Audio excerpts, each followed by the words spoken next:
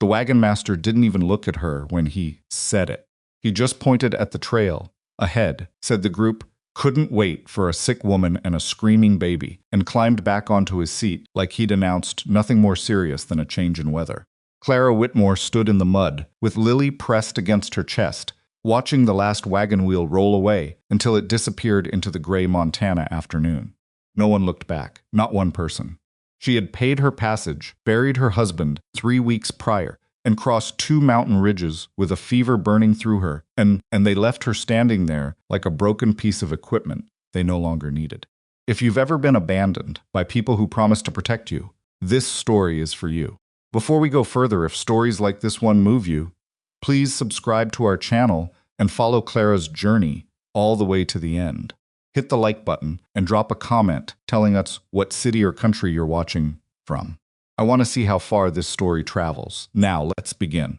The barn door had been frozen shut for at least 2 seasons.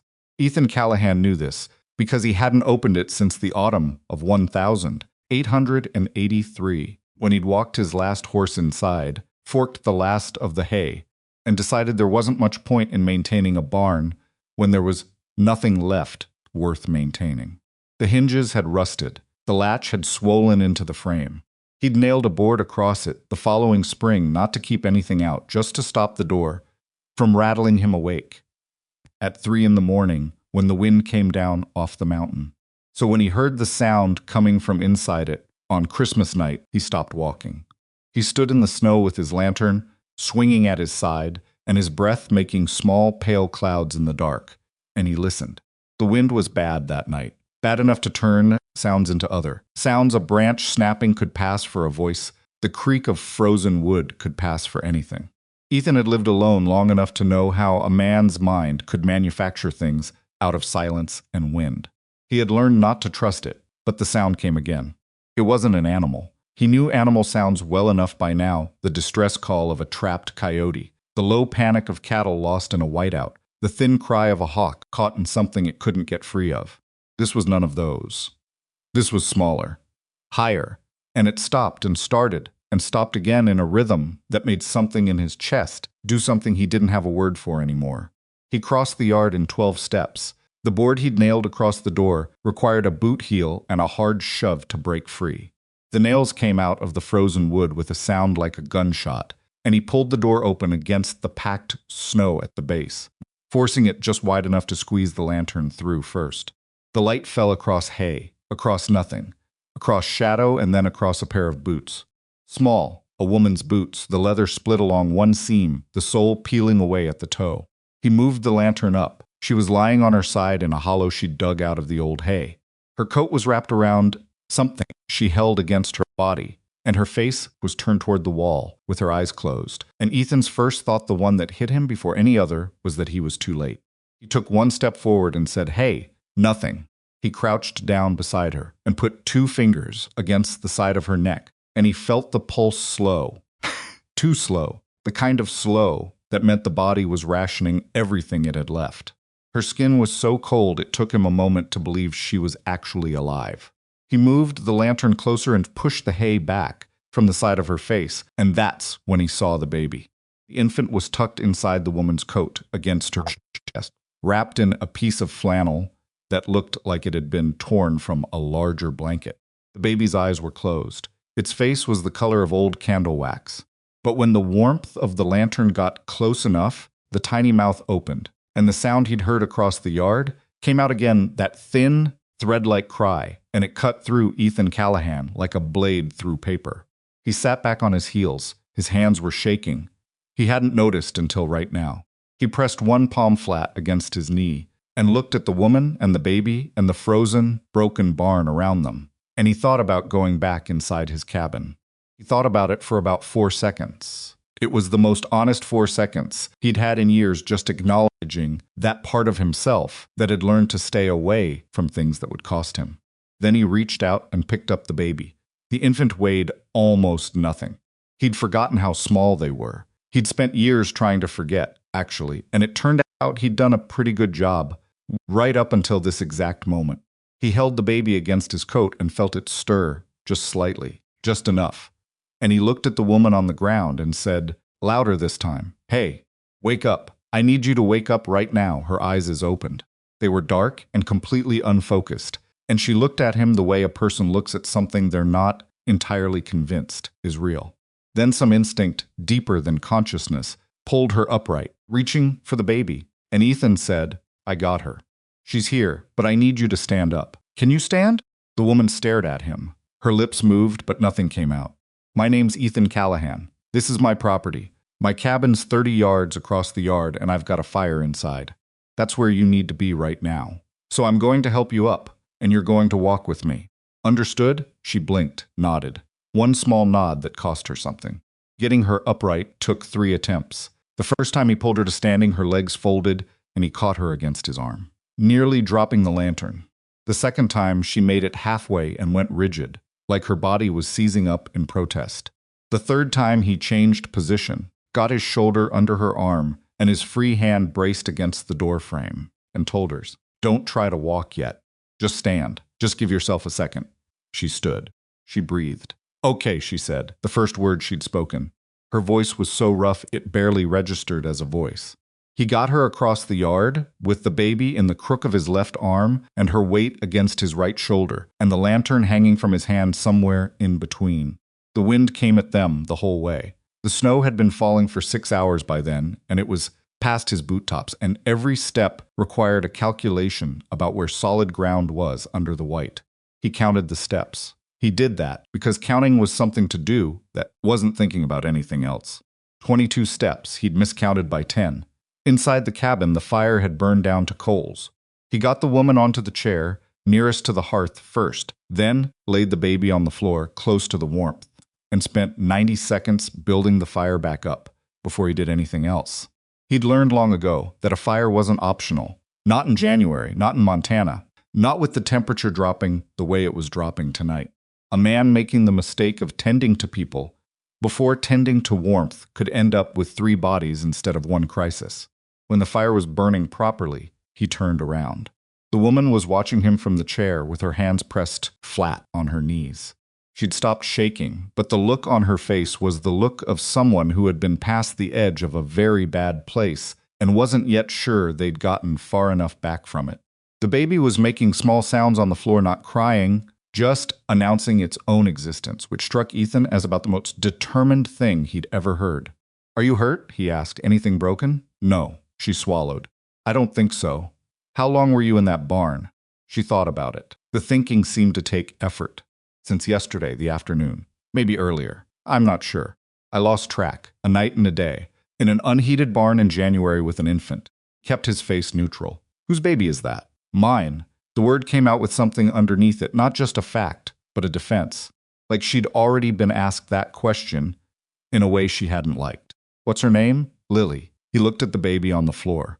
Lily. 4, maybe 5 months old, he guessed. Old enough to be aware of discomfort, but not old enough to do anything about it, except announce it, which she was still doing, quietly, in a way that suggested she was more tired than hungry, but would make her position on the subject known regardless. Is she sick? She was. Last week. The woman, he didn't know her name yet, pressed a hand to her own forehead. I think I'm the one. I had a fever. I don't know if I still do. He came over and pressed the back of his wrist against her forehead the way his mother used to do when he was small. Old habit. The kind that comes back without permission. She still had a fever. Not the worst he'd felt, but real enough. He went to the back shelf and found the tin of dried willow bark he kept for headaches and pulled kettle to the hottest part of the. While the water heated, he dug a clean blanket out of the chest at the foot of his bed, the good one, the wool one, he never used, and brought it to the chair. He draped it over her without commentary. She pulled it around herself, and Lily, simultaneously, getting the baby up off the floor and into her lap in a movement that was still automatic even through the exhaustion, and the two of them disappeared inside the blanket together. I'm Clara, she said from inside the blanket. You said. Callahan. I know you said. A pause. Thank you for coming out. I heard the animals settle down 2 nights ago, and I knew I was somewhere. She stopped. Restarted. I didn't know it was going to snow that bad. Nobody knew, he said, which was more generous than it was accurate. Any rancher in this part of Montana could read a January sky well enough to know what was coming. But she clearly wasn't from around here, and what she'd needed wasn't a weather lesson. The tea took shape badly. He'd packed the bark too dense, and it came out bitter enough to make her wince on the first sip. He didn't apologize. He just added a small pour of something from the bottle on the shelf above the fire and handed it back and said, "Drink it down. All of it." "What is that?" "Small amount. For the cold." She looked at him over the rim of the cup. The firelight was getting strong now, and he could see her properly for the first time, maybe mid-20s, dark circles deep enough to be bruises, hair that had been pinned up at some point and had mostly escaped from wherever it had been pinned. She had a cut above her eyebrow, old and starting to scar. She hadn't gotten that from 2 days in a barn. She drank the tea. She didn't complain about the taste again. "My husband died," she said. 3 weeks ago. His name was Robert." Ethan didn't say anything. He'd learned years ago that silence after sentence like that was more honest than any responsive person could manufacture. "We were with a wagon train. Oregon Territory. I got sick after Robert after the burial. Lily got sick after that. The wagon master said he couldn't hold the whole group for one woman." She paused. He was probably right. He was wrong, Ethan said. He said it flat, without heat, just as a statement of fact. Clara looked at him. "A wagon master who leaves a sick woman with a 4-month-old infant in January in Montana is wrong," he said. "That's not a matter of opinion." She looked back at the fire. Her jaw moved slightly, the way people's jaws move when they're holding on to something they've decided not to say.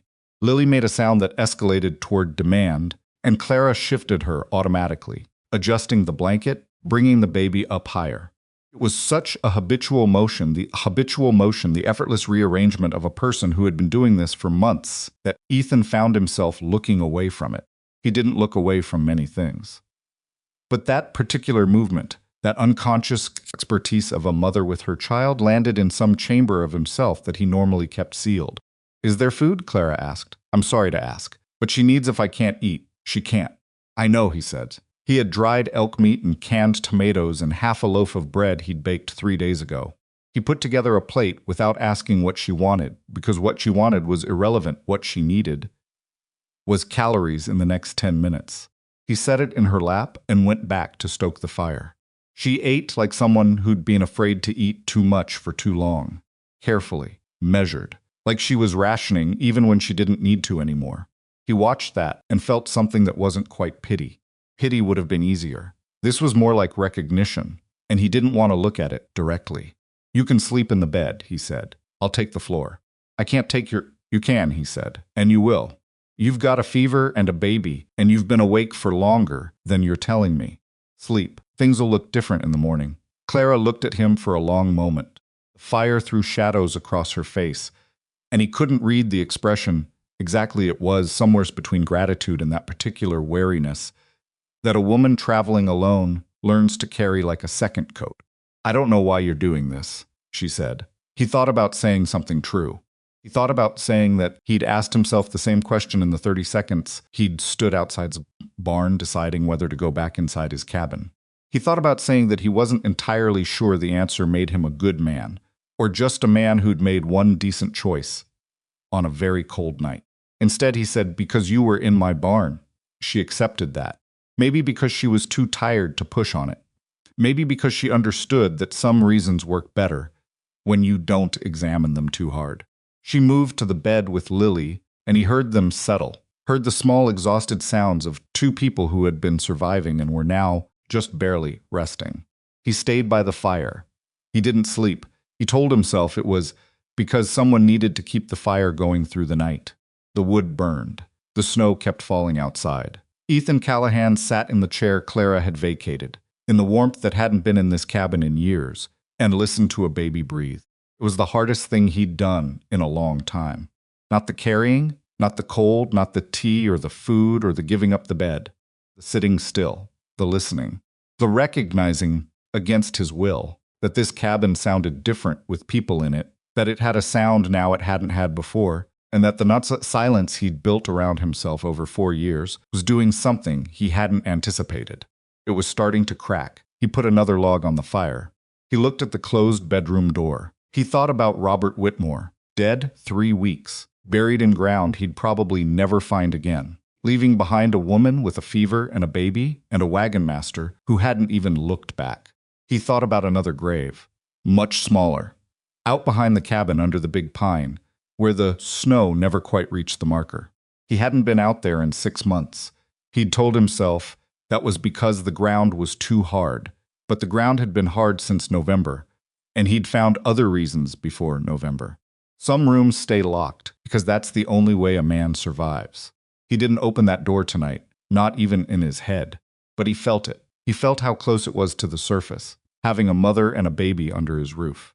He felt it the way you feel a bruise, not the initial injury, just the constant low-grade reminder that something in there is still trying to heal. Outside, the wind dropped momentarily, just for a few seconds, long enough that the silence was almost a sound in itself. And into that silence, from behind the bedroom door, Lily made one small satisfied sound, the sound of a baby who had been frightened and cold, and who was now, improbably, warm, and the crack in Ethan Callahan's careful silence got a fraction wider. He didn't acknowledge it. He put his head back against the chair and pulled his coat across his chest and told himself he'd figure out the morning when it came. The morning would come regardless. It always did, which was something he'd had complicated feelings about for 4 years, and which, for the first time in longer than he could track, felt like it might possibly be all right. He was already up when she came out of the bedroom.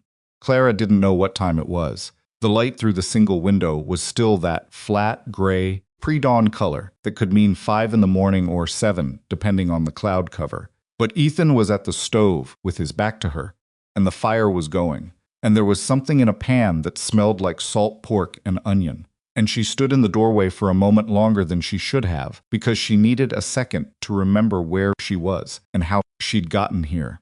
Lily was still asleep against her shoulder. The baby had woken twice in the night, once for feeding, once for no discernible reason other than the particular nighttime anxiety of a 4-month-old who had spent too many nights in places that weren't safe, and both times Clara had handled it in the dark, quietly, not wanting to disturb the man sleeping in the chair by the fire. She hadn't been entirely sure he was sleeping. He'd been very still, but still and asleep were different things. And she'd gotten the impression, in the brief seconds when she'd cracked the bedroom door to check the fire, that Ethan Callahan wasn't a man who let his guard down easily enough to sleep in a chair. "There's coffee," he said, without turning around. She hadn't made a sound. She was standing in socked feet on a wood floor. "How did you—" "Floor creaks different with weight on it." He still didn't turn. Third board from the door. "You'll learn it." Clara stepped fully into the room. She wasn't sure what to do with the phrase "you'll learn it," whether it was a statement of fact, an invitation, or just something a man said, out of habit, when he'd been living alone long enough that he'd forgotten how to calibrate what he told people. Coffee was in a tin cup on the near edge of the stove. She picked it up with her free hand, the one that wasn't holding Lily, and it was too hot to drink, but she wrapped her fingers around it anyway because the warmth was something she needed in a way she couldn't entirely explain. She sat at the table. Lily stirred, made the preliminary sounds of waking up, and Clara shifted her into a position they'd worked out over weeks of trial, a specific angle of arm and shoulder that bought another 10 minutes of sleep if the baby had already eaten recently enough. It worked. Lily's sounds tapered back to breathing. "She do that a lot?" Ethan said. He was moving the pan off the heat. "Wake up and go back down." "Sometimes. Depends on the night." "She sleeping something? Or just, I've been holding her most nights." Clara paused. "Since Robert. Before he would take the early shift. I'd sleep a few hours. Now she stopped. She hadn't meant to say that much. "She's fine. We've managed." Ethan set a plate in front of her. Salt pork, fried bread, a spoonful of something from a jar that turned out to be preserved plum.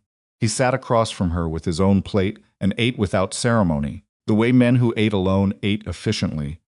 Without conversation, not from rudeness, but from years of no one to talk to. Clara ate too. She was still hungry the way you're hungry after you've been too cold to feel hunger. The warmth of the cabin had thawed that out along with everything else, and she ate all of it, including the plum, which was too sweet and wonderful enough that she had to stop herself from looking at the jar. "Don't be polite about the food," Ethan said. He nodded at the jar. "It'll just go bad. I wasn't being polite. You were eyeing it." She took another spoonful. He went back to his plate. They ate in quiet for a while. Outside, the snow had stopped sometime in the night, and the world through the window was completely white and absolutely still in the way that only happens after a heavy snowfall when the wind has died. And everything is just sitting under the weight of it. The light was starting to change pale gray, going towards something almost silver. How far is the nearest town? Clara asked. Hatchet Creek, 14 miles. He said it without looking up. Road'll be impassable for at least a week. Maybe 2 if we get more snow. She absorbed that. And you're the only... She looked around the cabin. 1 room, the small bedroom she'd slept in, a back area she hadn't been into yet. You live here alone? Yes. No ranch hands? He took a slow drink of coffee before answering. Had 2. Let them go in the fall. Ranch is smaller than it used to be. She didn't ask why. The way he said it, the particular flatness of it, suggested that what used to be was a territory he didn't welcome visitors into, and she understood that instinct well enough not to push. Lily woke up properly. There was no negotiating it this time. She came up out of sleep, with her face scrunched and her mouth already open, and Clara had her readjusted and fed before the cry fully developed, which she counted as a small victory. Ethan ate the last of his bread and looked at something on the far wall while this happened, with the particular careful courtesy of a man making himself not look at something. I'll need to check on the animals, he said, standing. Be gone an hour, maybe less. You'll be all right here? Fire'll hold. Don't open the door, the hinges freeze up and the draft will kill it. He reached for his coat on the hook by the door. There's more bread in the box, more coffee on the stove. He was going to walk out without another word. She could see it, the way he was already somewhere else in his head, already outside in the cold doing the next necessary thing, and she said, Ethan. He stopped, turned just slightly. Thank you, she said, for last night. She stopped, because there wasn't a clean way to finish that sentence. For dragging me out of your frozen barn, for giving up your bed, for not asking questions I don't want to answer yet. For all of it, she said. He looked at her for a moment with an expression that was difficult to read, not uncomfortable, exactly, but like a man who had forgotten what to do with gratitude and was working it out in real time. Don't thank me yet, he said. You're still stuck here for 2 weeks. He went outside. The hour he was gone was the first hour Clara had been alone, truly alone, not alone in a frozen barn or alone on the side of a mountain in longer than she could easily calculate. She sat with Lily in the slowly brightening cabin and let herself feel the solid floor under her feet and the warmth from the fire and the simple reality of walls that weren't moving, and something in her chest that had been clenched for weeks, loosened by approximately 1 degree. She didn't cry. She had cried in the barn, huddled over Lily in the dark, when she'd been past the point of being afraid and into the territory beyond fear, where a person just makes ugly sounds because the body needs to expel something. She was done with that for now. What she needed now was to be practical, because practical was the only thing she knew how to be. And it was the thing that had kept her and Lily alive. And she wasn't about to stop. She looked around the cabin with different eyes than she'd used the night before. It was a man's space in the way a space gets when a man has been in it alone long enough. Not dirty. Ethan was not a dirty man, and the place was swept and orderly in the specific ways that mattered to him. But there was a narrowness to it. Things were where they were because they worked there, not because anyone had thought about how they might be arranged. The single window was in the wrong position to get morning light. The shelves were too high for anyone shorter than him. The good wool blanket she'd slept under was in a chest, under a pile of things that made it clear nobody had accessed it in a long time. It was a cabin built for surviving, not for living. She knew what that looked like. She'd been doing a version of it herself. When Ethan came back in, knocking snow from his boots at the door, his face had a reddish quality from the cold, and his breath was visible in the brief moment before the door closed and the warmth took over. Cattle are all right, he said. Lost the fence along the north pasture. Post came up in the night. He pulled his coat off. Not an emergency. I'll deal with it next week. Is there anything I can do? She said.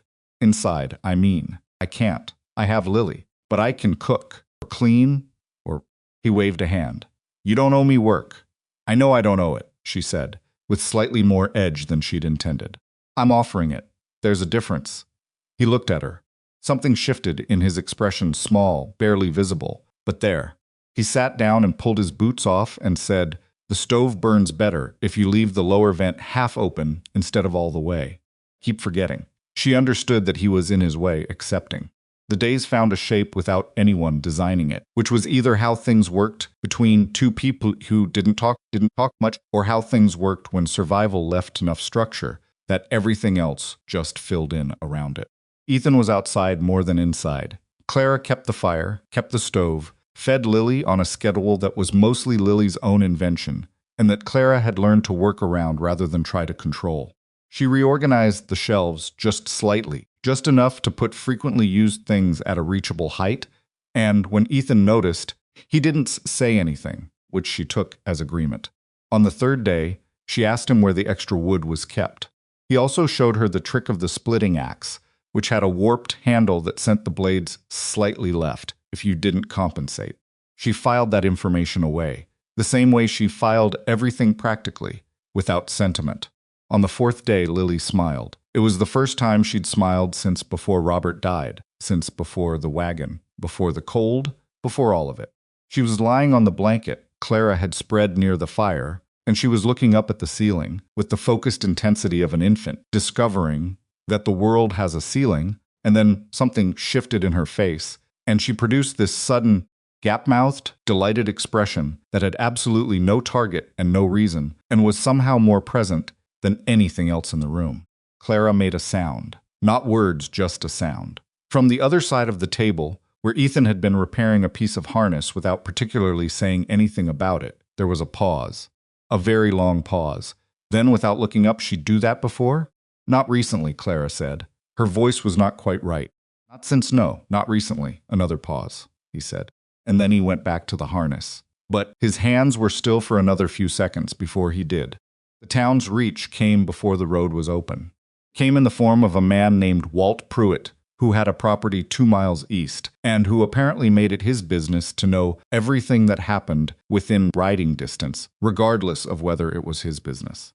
He appeared on a Tuesday morning, when the snow was still knee-deep in most places, but had crusted over enough to take a horse's weight if you didn't push it, and he knocked on the door with the particular knock of a man who was announcing himself rather than asking to be let in. Ethan opened the door. Walt Pruitt was in his 50s, with a beard that was doing a lot of work to compensate for a face that needed compensating for, and he had the look of a man who had appointed himself the conscience of everything within his sight line. "Heard you had company," he said, looking past Ethan's shoulder. "You heard right," Ethan said. He didn't move from the doorway. "Widow woman," somebody said. "Her name is Clara Whitmore. Her husband died 3 weeks ago. She got separated from her wagon train in the blizzard." "Right." Walt nodded slowly, in a way that managed to imply a question without asking one. "Well, town's starting to hear things. About you know. A woman staying out here alone. She's not alone. She's got a 4-month-old, Ethan." Walt's voice dropped to something that was probably meant to be friendly, but landed as something else. "People talk. You know how it is. Single man, woman out here with no husband." "Her husband just died," Ethan said. His voice was flat in a way that people who knew him would recognize as a warning. Walt seemed to recognize it too, because he shifted slightly. "I'm not saying anything. I'm just telling you what's going around." "I appreciate the information," Ethan said, and closed the door. He stood with his hand on the latch for a moment. Then he turned around. Clara was at the stove with her back to him. Lily was in the sling across her chest, and she was stirring something, and not looking at him, and from her posture, the set of her shoulders, the particular stillness of her head, it was clear she'd heard every word. "I'm sorry," she said. "I should find somewhere—" "No," he said. "Ethan, if people are already—" "Clara." He said her name in a way that stopped her, not harshly, just firmly. Walt Pruitt has been the self-appointed keeper of other people's reputations in this valley for 20 years. His opinion doesn't have weight here. Not with me. Turned around. Her face was doing something complicated, gratitude and doubt, and a kind of tired anger that had been aging for a while. "It's not your reputation that pays the price for this. It's mine. Then let me handle Walt. You can't handle what people decide to think." He knew she was right. He knew it. And it made him angrier than the thing itself, because she was right in the way that only people who had been on the wrong side of other people's conclusions could be right from experience, from the memory of it, from having already paid for something they didn't do. "You're staying," he said. "That's not a negotiation." She looked at him for a long moment, and then turned back to the stove without answering. He took that as her way of letting him have it without agreeing with him, which was probably the most honest position available to either of them.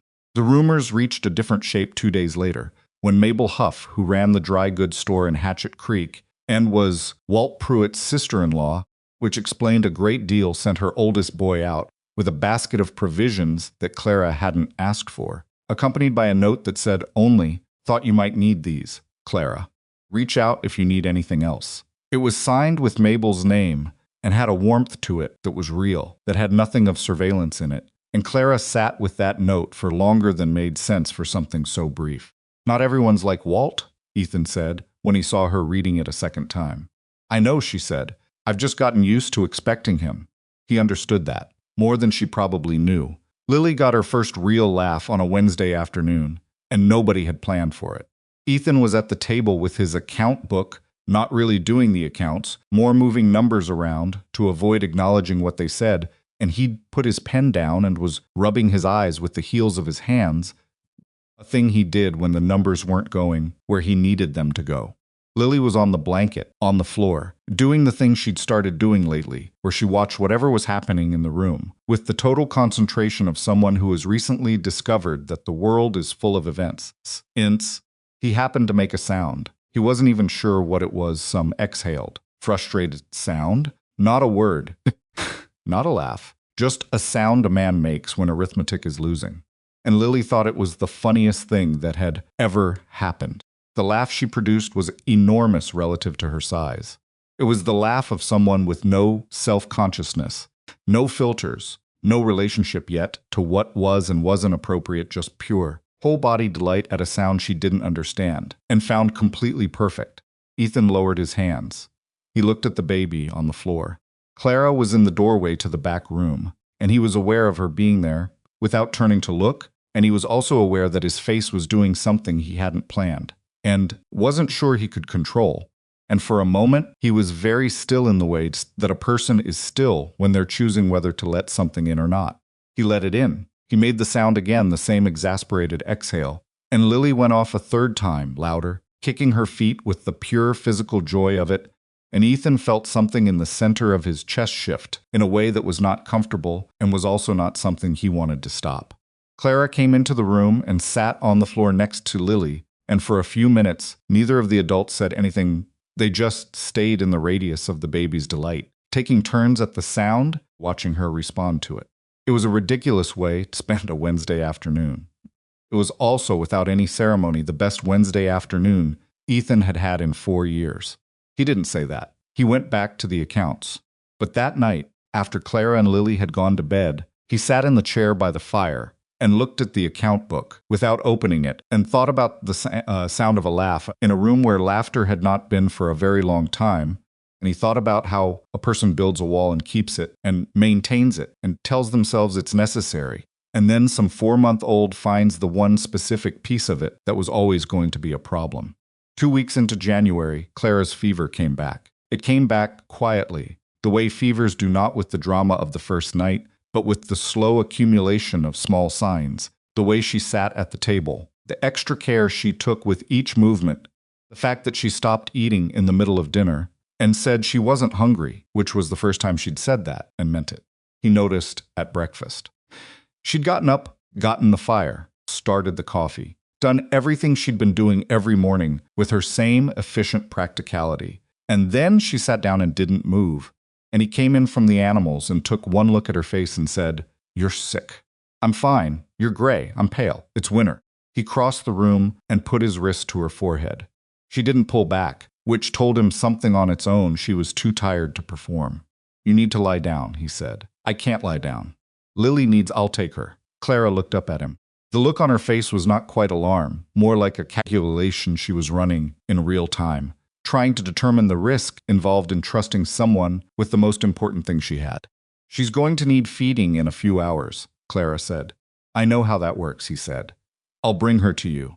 She doesn't like to be put down." "Then I won't put her down." Clara looked at him for another moment. She was measuring something. He didn't rush it. "All right," she said. It cost her something to say it.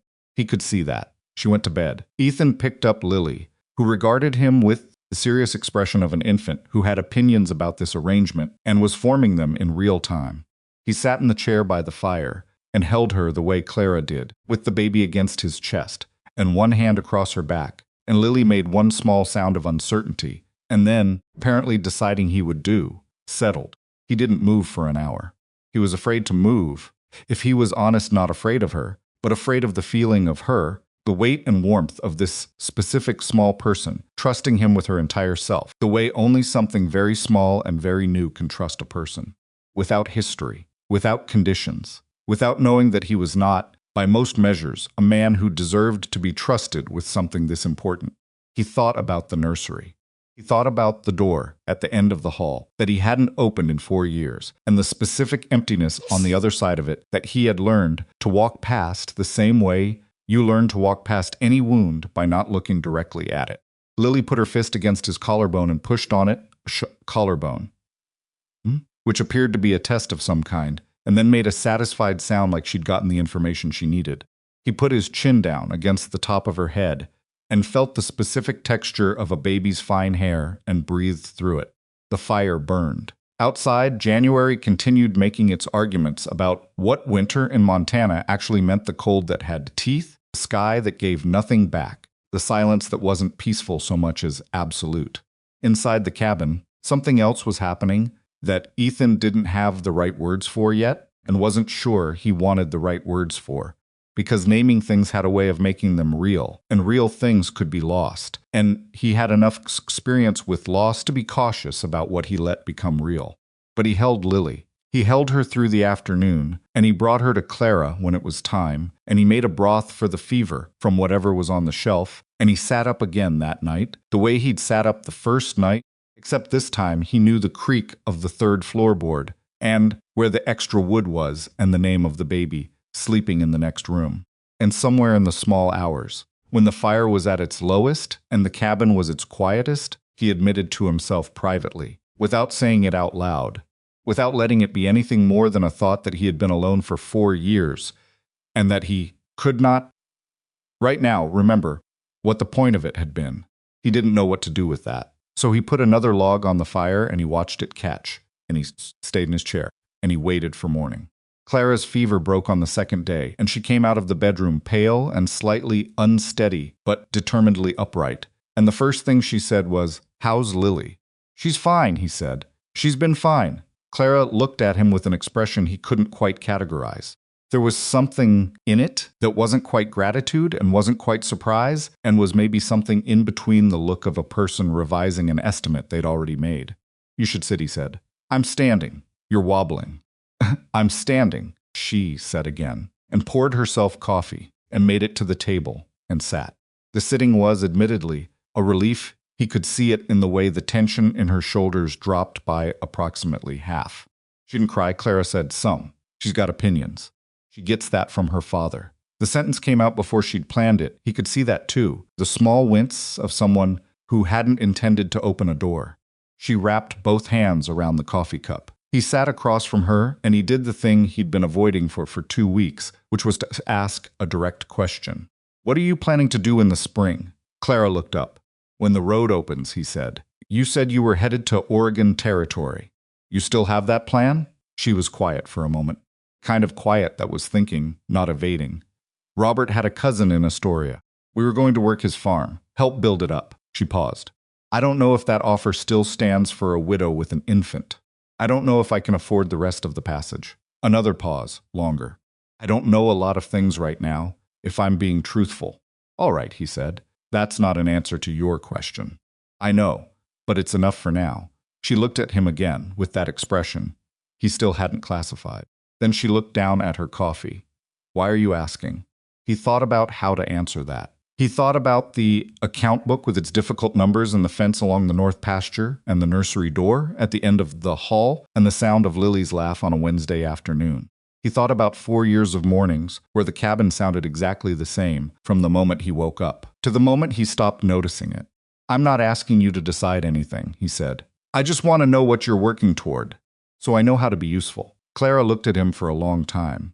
Then she said, "That's a strange way to put it." "I'm a strange man," he said. It wasn't self-pity. It was just the most accurate thing available. She almost smiled. Not quite, but close enough that he could see the shape of it. The days kept moving. February crept closer. The snow didn't stop, but it became a known quantity, something to manage rather than something to fear. Ethan fixed the north fence and started work on the section along the east pasture that had been soft since fall. Clara got her strength back and moved through the cabin with a quiet efficiency that he'd stopped noticing, only because it had become familiar, which itself was something he noticed when he thought about it. She was teaching herself to bake bread in his oven, which had its own particular temperament. And on the days when it came out wrong, she said nothing and started over. And on the days when it came out right, she set it on the table without commentary. And that was that. She found the nursery door. He knew because he came in from outside one afternoon, and she was standing in the hall with her hand on the latch, not opening it, just standing there with Lily on her hip and her head slightly tilted, as if she'd heard something from behind it. She heard him come in and turned, and she had the expression of someone who had just done something they weren't sure was their business. "I was looking for the extra blankets," she said. "You said—" "They're in the chest," he said. "In the bedroom." "Not there." She moved away from the door. She didn't ask about it. He stayed in the hallway for a moment after she'd gone, looking at the door, and felt the familiar weight of it, the specific density of a room that has been sealed long enough to become a different kind of space. He went to the barn. He stayed there for an hour, doing things that didn't strictly need doing. And when he came back inside, the bread she'd made that afternoon was on the table, and it had come out right. And Lily was on the blanket, looking up at the ceiling, the way she looked at everything, with the particular seriousness of someone building a picture of the world, one observation at a time, and the fire was going, and the cabin was warm. Ethan stood in the doorway and looked at all of it, and felt the full complicated weight of a life that was changing in ways he hadn't chosen and wasn't sure he was ready for, and could not, standing there in the last of the winter light, honestly say he wanted to stop.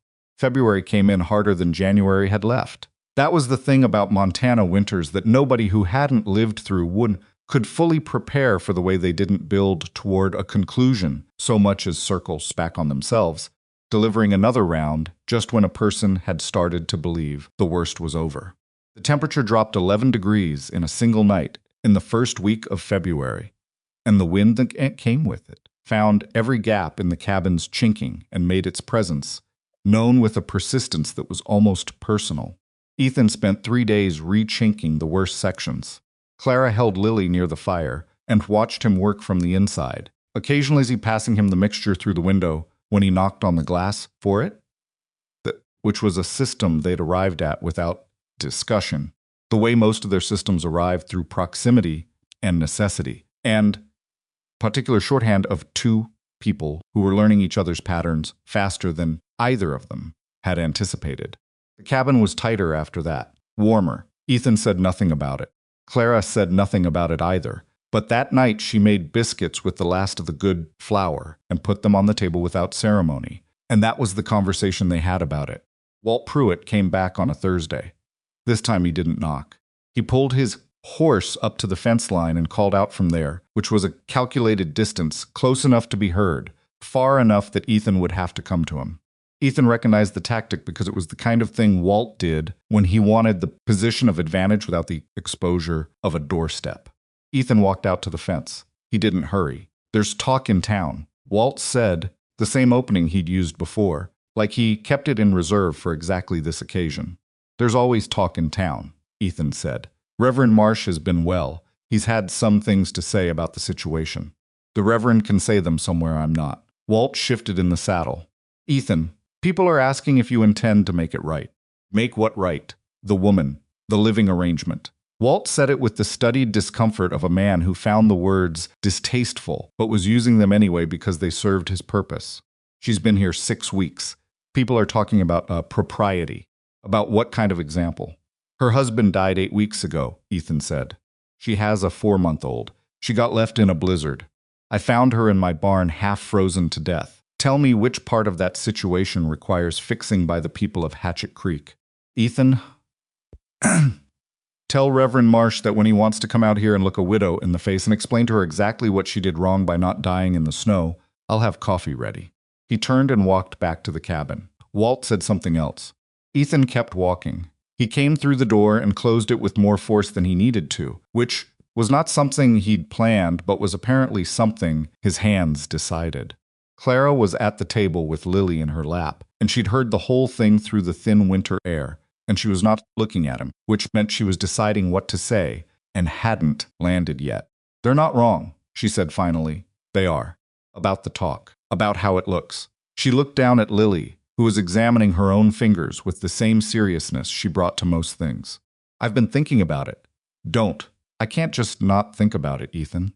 She looked up at him now, and her expression was steady in a way that meant she'd been sitting with this for a while, maybe days, and had already worked through the emotional part and gotten to the practical part, which was how Clara handled most things.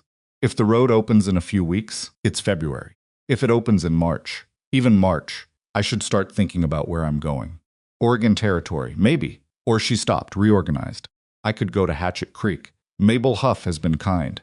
She mentioned in her note that she'd been looking for help in the store. That's something I could do. I could find a room. It would be better. For your reputation. For mine. Ethan looked at her. He looked at Lily, who had given up on her fingers and was now watching him with the candid attention she always turned on him, like she was tracking data. "Is that what you want?" he said. Clara held gaze. "See, what I want isn't the point. It's one of the points."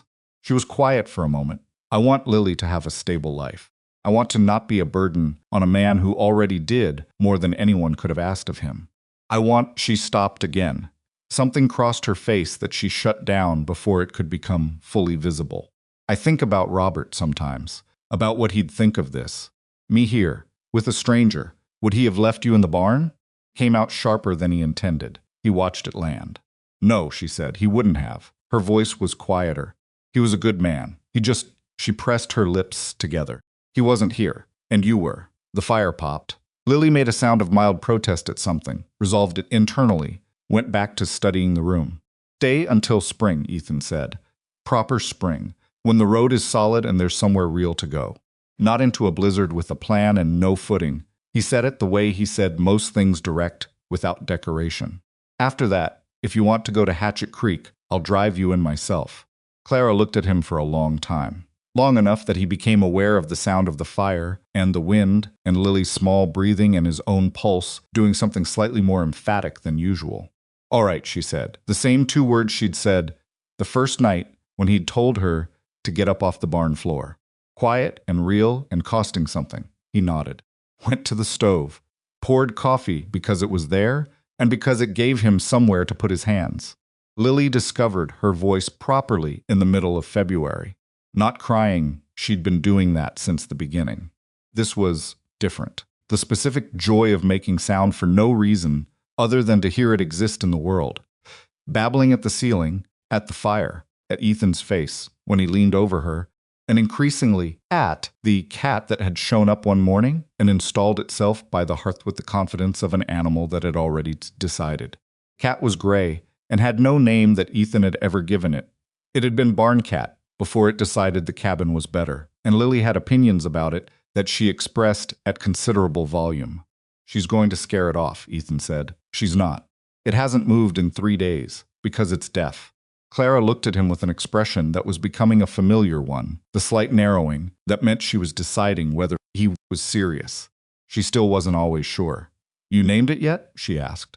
"It's a barn cat. It's a living room cat now." He looked at the cat. The cat looked back at him with the profound indifference that cats reserve for people who are only just figuring out the power dynamic. "Thomas," Ethan said. "Thomas," Clara repeated. "Why Thomas?" "I had a mule named Thomas once." Same expression. She laughed. She'd been doing that more, not often. Not freely, but more. Time a shy, ugly laugh. Each time it happened, it landed in the cabin like something that had been let through a window that was usually closed. And each time Ethan found himself doing the thing he'd decided not to do, which was to notice it. The nights were the hardest part. Not in the way that would have concerned Walt Pruitt. Nothing like that, but in the way that the evenings when the work was done, and the fire was banked, and Lily was asleep, and the cabin was its quietest, were the times when there was nothing to do. But be 2 people sitting in the same room, and being 2 people sitting in the same room required a kind of openness, that Ethan had spent years engineering out of his life. Clara would sit near the fire with her mending or with nothing, sometimes just watching the flames with the particular stillness of a person processing something they weren't going to talk about. He'd be at the table with the accounts or a broken piece of equipment, or sometimes also with nothing. They didn't fill the silence with noise the way some people needed to. But neither of them was entirely alone inside it anymore, and that was a different thing from the silence he'd had before, and he felt the difference every time. She told him about Robert on a Sunday night when neither of them had said anything for an hour. She didn't preface it. She just started talking the way people sometimes talk when they've been holding something at arm's length, long enough that the arm gets tired. "We were married 4 years," she said. "We met in Ohio. His family had a farm. My father thought he was too quiet." She paused. "My father thought most people were too quiet." Ethan waited. Robert was steady. That's the word. He was steady the way some men are that you don't find often. He didn't make promises he couldn't keep, and the ones he made he kept exactly. She looked at the fire. He wanted to build something. His own land, his own farm. That's why Oregon. He'd been planning it since, before I knew him. Was it his idea? Going west? Yes and no. We talked about it for 2 years. I had doubts. My mother was sick. I didn't want to go so far. A pause. She died in November. We left in March. She turned her cup in her hands. Robert said we could always come back if it wasn't right. He was the kind of man who said that and meant it. But he didn't come back. No. Her voice was steady, but it required something to keep it that way. He got sick on the trail. Chest sickness. It moved fast. She stopped. Started again. He held Lily the morning before he died. He counted her fingers. I don't know why I remember that specifically. She shook her head slightly. He counted her fingers twice, like he needed to make sure the number was right. Ethan sat with that. He would have been a good father, she said, and that sentence was the one that broke the surface of her control very slightly. Just a catch, just a shift in breath. She didn't look at Ethan. "I know," he said, which was not something he actually knew, but was the right thing to say. And he knew that, and she received it as such. The fire settled. Outside, the wind was doing what the February wind did. "You had a family," Clara said. It wasn't a question. It was a statement she'd been building toward for a while. He suspected, and had decided tonight was when she'd say it. He didn't answer right away. "Yes," he said. She didn't push. She sat with it the way he'd sat with hers. "A son," he said. It was the first time he'd said it to anyone in 4 years. The word sat in the room between them, and he let it sit. He was born early, too early. He lived 6 days. He paused. "My wife Margaret, she didn't recover from it. Not the way you hope. She lasted another winter." "I'm sorry," Clara said. Quiet and direct, the way she said most things. It was 4 years ago. He said it not to minimize it, but because he said it to himself sometimes, and he wasn't sure why.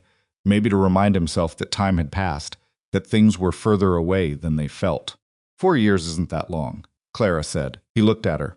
She was right. He didn't say so, but she saw it in whatever his face was doing. "The nursery," she said, one word. A door she was trying. "Yes," he said. She didn't ask him to open it. She just nodded once and looked back at the fire. And they sat in the quiet that was not the same quiet as before she'd known, and not the same quiet as after. It was something specific to the moment of knowing, and he'd forgotten that too. How it felt to be known by someone in the particular ways that actually counted. Thomas the cat relocated from the hearth to the chair across the room and began cleaning himself with the focus of an animal that had nothing else to worry about. Lily made one small sound from behind the bedroom door and settled again. March came with mud. The snow didn't disappear so much as transform it compressed, went gray, turned to slush, and then to the specific Montana mud that could pull a boot clean off a foot if you weren't paying attention. The temperature stayed cold at night, but the days had started to remember that another season existed, and the light was different, longer, coming through the cabin window at an angle that hit the floor instead of the wall. Clara watched the mud like she was calculating it. Ethan watched her watch it and said nothing, because what needed to be said would be said when it needed to be said, and pushing ahead of that served nobody. It was Mabel Huff who forced the timeline. Came out herself this time, in a wagon, with her daughter, bringing more supplies than anyone had requested, and a particular energy that Ethan recognized as the energy of a woman who had decided to make herself the solution to a problem. She was broad and warm and deliberate, and she came into the cabin and looked at Clara and Lily and said, "My goodness, she's grown." About Lily, Clara received with the particular expression of a mother being told something she already knew but was still glad to hear. Mabel stayed for 2 hours. She and Clara sat at the table and talked in a way that Clara hadn't talked since before Robert with another woman, about things that had nothing to do with survival and everything to do with the ordinary texture of life. Ethan made himself scarce in the way that was possible in a one-room cabin, which mostly meant attending to things near the stove and not interjecting. At one point, he heard Mabel say, "The offer's still open. For the store, come spring." And he heard Clara say, "I know. I haven't decided." And Mabel say, "There's a room above. Clean, reasonable rate." And Clara say nothing, which was a different kind of answer. When Mabel left, Clara sat at the table for a long time. "It's a good offer," she said finally. Not to him, exactly. More to the room. "It is," he agreed. "I could make a real life. For me and Lily. Something independent." She turned the cup in her hands. "I don't want to be dependent on someone else's generosity forever. She stopped. "I've been someone's guest for 3 months. You've been useful for 3 months. That's not the same thing as having your own life." He knew that. He knew it better than she probably realized, because he'd spent 4 years having his own life in the specific form that meant no one else in it. He'd been very clear with himself about why that was the right arrangement, right up until the moment it stopped being right, and he couldn't locate exactly when the moment had been. "Are you going to go?" he said. She looked at him. "Are you going to ask me to stay?" The question landed with a directness that he hadn't prepared for, which was Clara's way she didn't build to things. She arrived at them and stood there, and you either met her there or you didn't. He looked back at her. The honest answer was yes. The honest answer was that the cabin had sounds in it now that it hadn't had, and that Lily's laugh on a Wednesday afternoon had done something to him that he hadn't consented to and couldn't undo, and that sitting across from Clara in the evenings was not nothing, and hadn't been nothing for weeks, and that the thought of the road opening, and the wagon and the room above Mabel Huff's store had a specific weight to it that he'd been avoiding putting a name on. "I think you should do what's right for you and Lily," he said. It was the most cowardly, true thing he'd ever said. He watched it land in her face, the slight shift, the recalibration, the decision she made in about 2 seconds to accept it, and not show him what the acceptance cost. "Then I'll plan on going in April," she said, "when the road's solid." "I'll drive you in," he said. "You don't have to." "I said I would," he said. "I'll drive you in." She nodded. Went back to Lily. He went to the barn and stayed there for 90 minutes. And when he came back in, she had dinner on the table, and they ate it and talked about the fence line, and Thomas the cat, and whether the south pasture would be workable by May, and neither of them said any of the things that were actually present in the room. The week before Clara was supposed to leave, Lily got sick. Came without warning the way sickness in infants comes. One evening, she was fine. Laughing at Thomas and at Ethan's face when Thomas knocked something off the shelf, and the next morning she was not. Clara knew before Lily fully woke up. She came out of the bedroom with Lily against her shoulder, and her face had a look on it that Ethan had not seen before.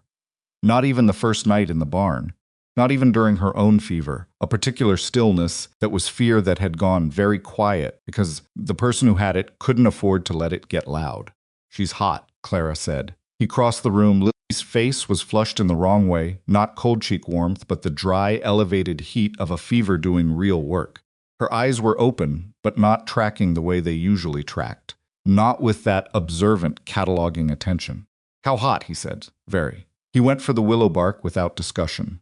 Clara sat in the chair and held Lily, and Lily didn't fight it and didn't make much sound, which was somehow worse than crying, would have been the quietness of an infant who doesn't have the energy for protest. "Has she been off before today?" he asked, working at the stove. "She was fussier yesterday. I thought she was teething." Clara's voice was careful in a way that meant she was blaming herself for yesterday. "I should have." "You didn't know," he said. "I should have known."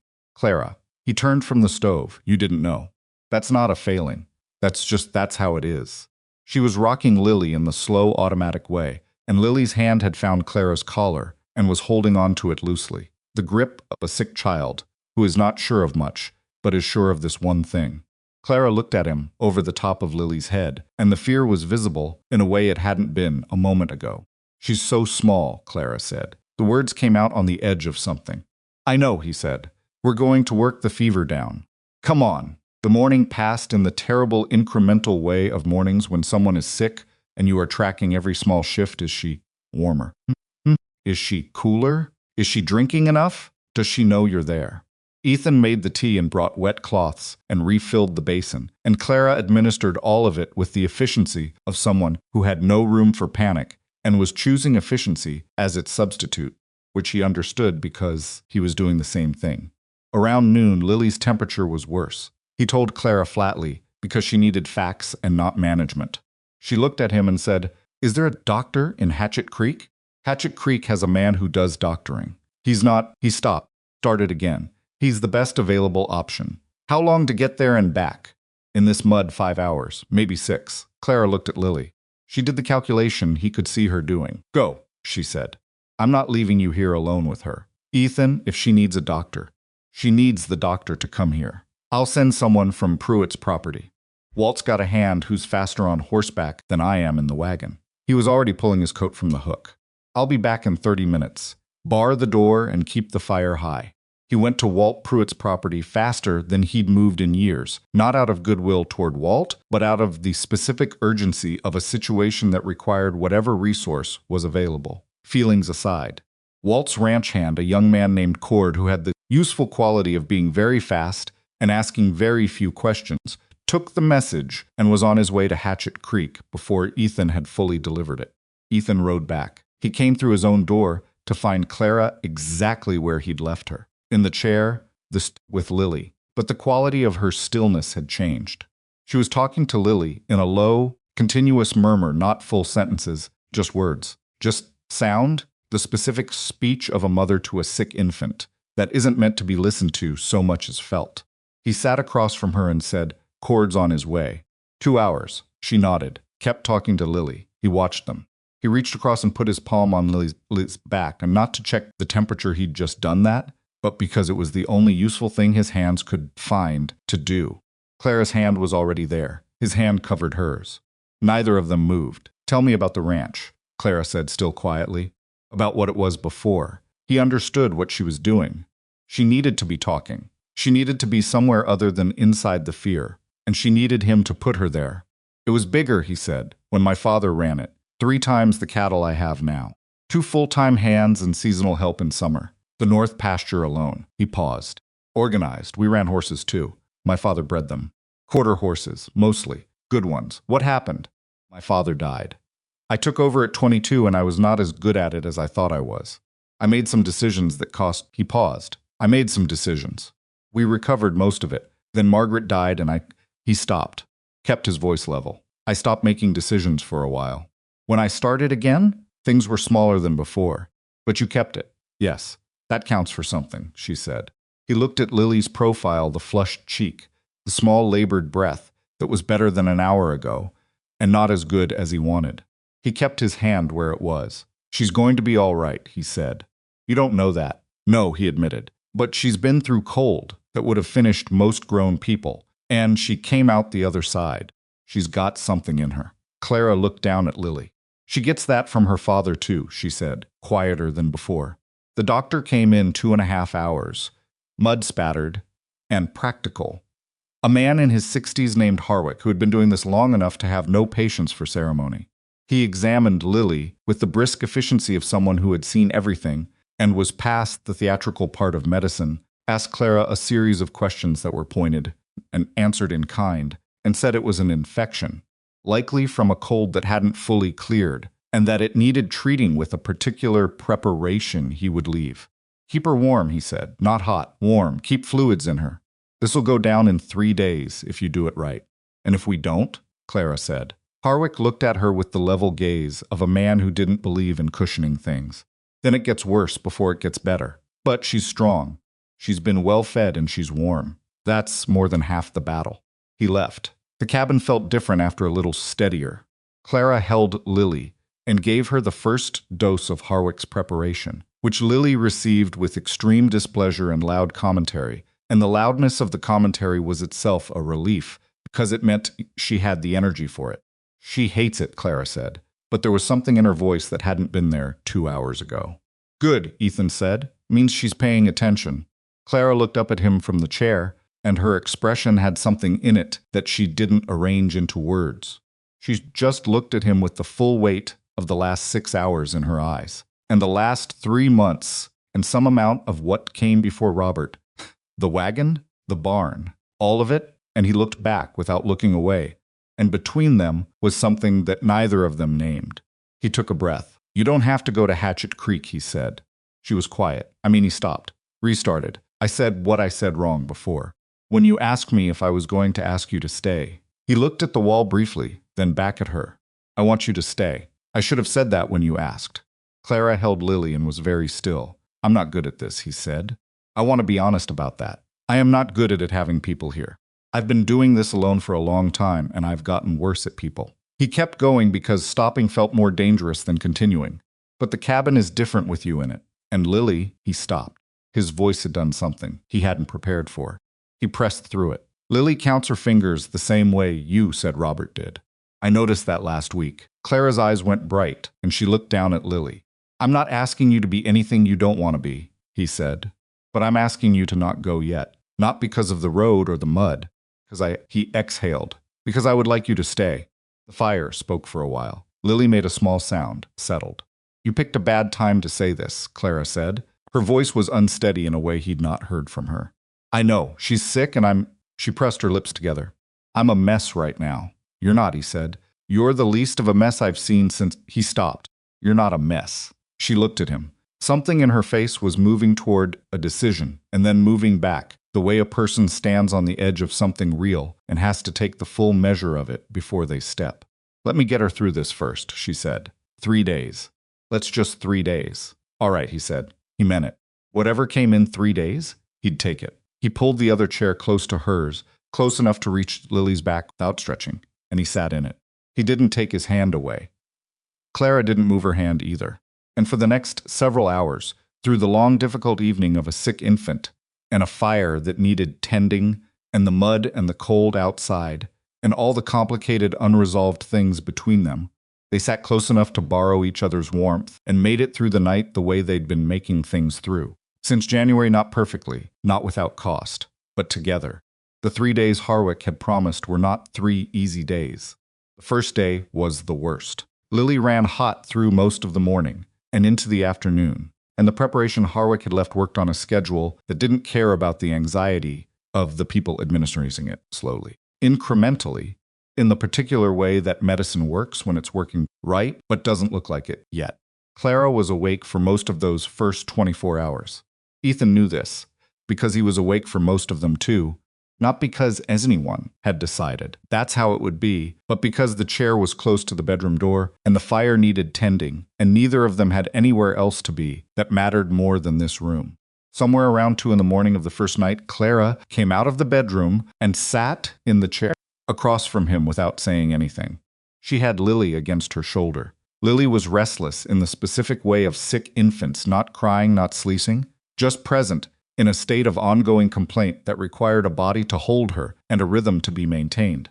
Ethan got up and built the fire back from coals without being asked.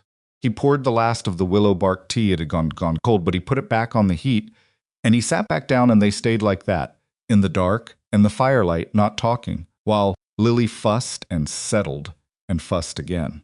She had this same thing at 2 months, Clara said eventually. The chest congestion. I was terrified then too. What happened? A small pause. Robert sat up with me. He didn't talk much when he was worried either. He just sat. She looked down at Lily. I used to find that frustrating. I wanted him to say something useful. Now I understand it better. Ethan looked at the fire. The sitting is the useful thing, he said. Yes, she said, it is. The tea came back to warm. He handed it to her, and she drank it without complaining about the bitterness, which by now she'd stopped doing entirely. By the second morning, Lily's fever had dropped 2 degrees and she was eating again, which Harwick had said would be the first reliable sign. Clara came out of the bedroom looking like a woman who had slept 3 hours in 2 days, but was not going to acknowledge it, and she said, she's better, and the way she said it quiet, controlled. The voice of someone who had been very afraid and was now very carefully not showing how afraid she'd been made. Ethan set down what he was holding and looked at her properly. "Sit down," he said. "I'm fine, I know. Sit down anyway." She sat. He made her eat something before she argued about it, and she was too tired to argue effectively, which meant she ate the eggs and the bread and the cup of coffee without performance. Lily slept in the bedroom in the center of the bed, surrounded by the careful arrangement of blankets Clara had built around her. "The fever broke early this morning," Clara said. "Around 4. I could feel it." "Good," she looked at her coffee. There was something she was carrying that she hadn't put down yet. He waited. "I keep thinking about what you said," she said. "About wanting me to stay." He hadn't said it. Last night he'd said it the night before. But the nights had run together, and he didn't correct her, because the timing didn't matter as much as whatever she was working toward. "I think about what that means," she said. "What it would look like." She turned the cup. "I have nothing, Ethan. I came here with what I was wearing, and a baby, and nothing else." Robert Safings went to the passage. "Whatever was left, the wagon master didn't exactly hold a collection when he left me on the side of the road." "I know. So if I stay—" She stopped. "I'm not asking you to take care of me. I'm not looking for that. I need you to understand that." "I understand it. She pressed her lips together. "I need to know what you're actually asking. Because if it's just because you feel responsible for us, or because Lily is—" She stopped again. It was harder for her than she was letting on, and the effort of keeping it measured was visible. "Clara," he said. She looked at him. "I've spent 4 years making sure I didn't feel responsible for anyone," he said. "I was quite good at it. If responsibility was what I was after, I had a lot of easier options than asking you to stay." She held his gaze. "I'm asking because the cabin is right when you're in it," he said. "I'm asking because Lily's laugh fixed something in me that I'd given up on. I'm asking because when you said you were going to Hatchet Creek, the only part of me that wasn't arguing was the part that thinks it doesn't deserve anything." He looked at the table briefly, then back. "That part doesn't always know what it's talking about." Clara was quiet for a long time. "That's the most you've said at once," she said. "I'm aware. I need time," she said. "Not because I don't—" She stopped. "Reorganized. Not because the answer is no, but because I've made exactly one major decision based on feeling in the last year, which was to get on that wagon train, and it left me in a barn in January. I need to think clearly." "Take the time," he said. "You're not going to push." "No," she studied him. "Most men would push. I'm aware of that too." The second corner of her mouth moved. Not quite a smile. Almost. Lily's recovery followed Harwick's timeline almost exactly, which Ethan found vaguely irritating, because he'd been expecting a complication and had half prepared for one. By the third morning, she was awake and tracking, and deeply unhappy about the continued doses of the preparation, which she expressed with full-throated clarity, and which Thomas the cat found sufficiently alarming to relocate to the far end of the cabin. "There she is," Clara said, when the protest reached its peak. "There she is," Ethan agreed, from the doorway. Clara looked at him over her shoulder with an expression that was unguarded in a way he'd come to recognize the particular openness she had when she'd stopped thinking about what her face was doing. She looked like that most often with Lily, occasionally at the fire in the evenings, and in the last few days, sometimes at him. He went to fix the hinge on the back door that had been sticking for a week. Some things were easier to do with your hands. The conversation he'd been avoiding with himself happened on a Thursday afternoon when Clara was in the bedroom with a napping Lily, and Ethan was standing in the hallway outside the nursery door. He didn't know how he'd gotten there exactly. He'd been coming from the back room with the toolbox, and he'd stopped in the hallway the way you stop when something in your body makes a decision before your head catches up. He stood in front of the door with his hand on the latch and the toolbox in his other hand, and he looked at the door.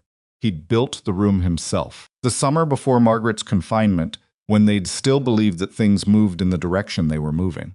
He'd put the window in himself, slightly crooked, which had bothered Margaret in an affectionate way, and which he'd never gotten around to fixing, because fixing it would have required acknowledging that she was right about it, and there had been a specific pleasure in that small domestic argument that he'd planned on having for years.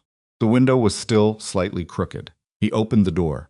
The room was cold. It had no heat source of its own, and had been sealed long enough that the cold had settled in it permanently. A cold that was different in quality from the winter cold, drier, stiller. There was a wooden cradle near the window, a chest of drawers, small, painted white, that Margaret had found at a sale in Hatchet Creek and had insisted on, despite the impracticality of transporting it 14 miles in a wagon. A rocking chair that had belonged to his mother. Rag rug on the floor that had been put down with the expectation of bare feet against it. He stood in the doorway and looked at all of it. It was not dramatic. It was just a room. It was just a room where nothing had happened that was supposed to happen. And all the things in it had been waiting in the cold for 4 years, for a purpose they were never going to serve in the way that had been intended. He stood there for a long time. Then he went in and opened the window, just slightly, just enough for some air, and he moved the rocking chair from the corner to beside the window where the light was better, and he stood back and looked at it in the new position and thought that was right. Margaret had always put chairs where the light was. He heard Clara in the hallway and turned. She stopped when she saw where he was standing. Her hand went to the doorframe. She looked at him, not the room. "I'm sorry," she said. "I wasn't—" "It's all right," he said. She stayed in the doorway. Her eyes moved briefly across the cradle and the chest and the rug and back to him. Her name was Margaret, he said. Clara didn't say anything. She just stayed in the doorway with the same quality she brought to everything completely present, not arranging it into what she'd say next. "She would have liked you," he said. He'd thought that before, privately. He hadn't planned on saying it. She had no patience for softness. She said exactly what she meant. He paused. "You'd have argued about things.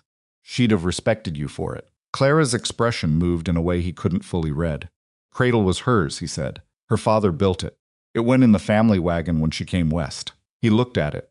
"It's a good cradle. It doesn't need fixing." He paused again. "Lily could use it, if you wanted." The offer sat in the cold air of the room between them. "Ethan," Clara said.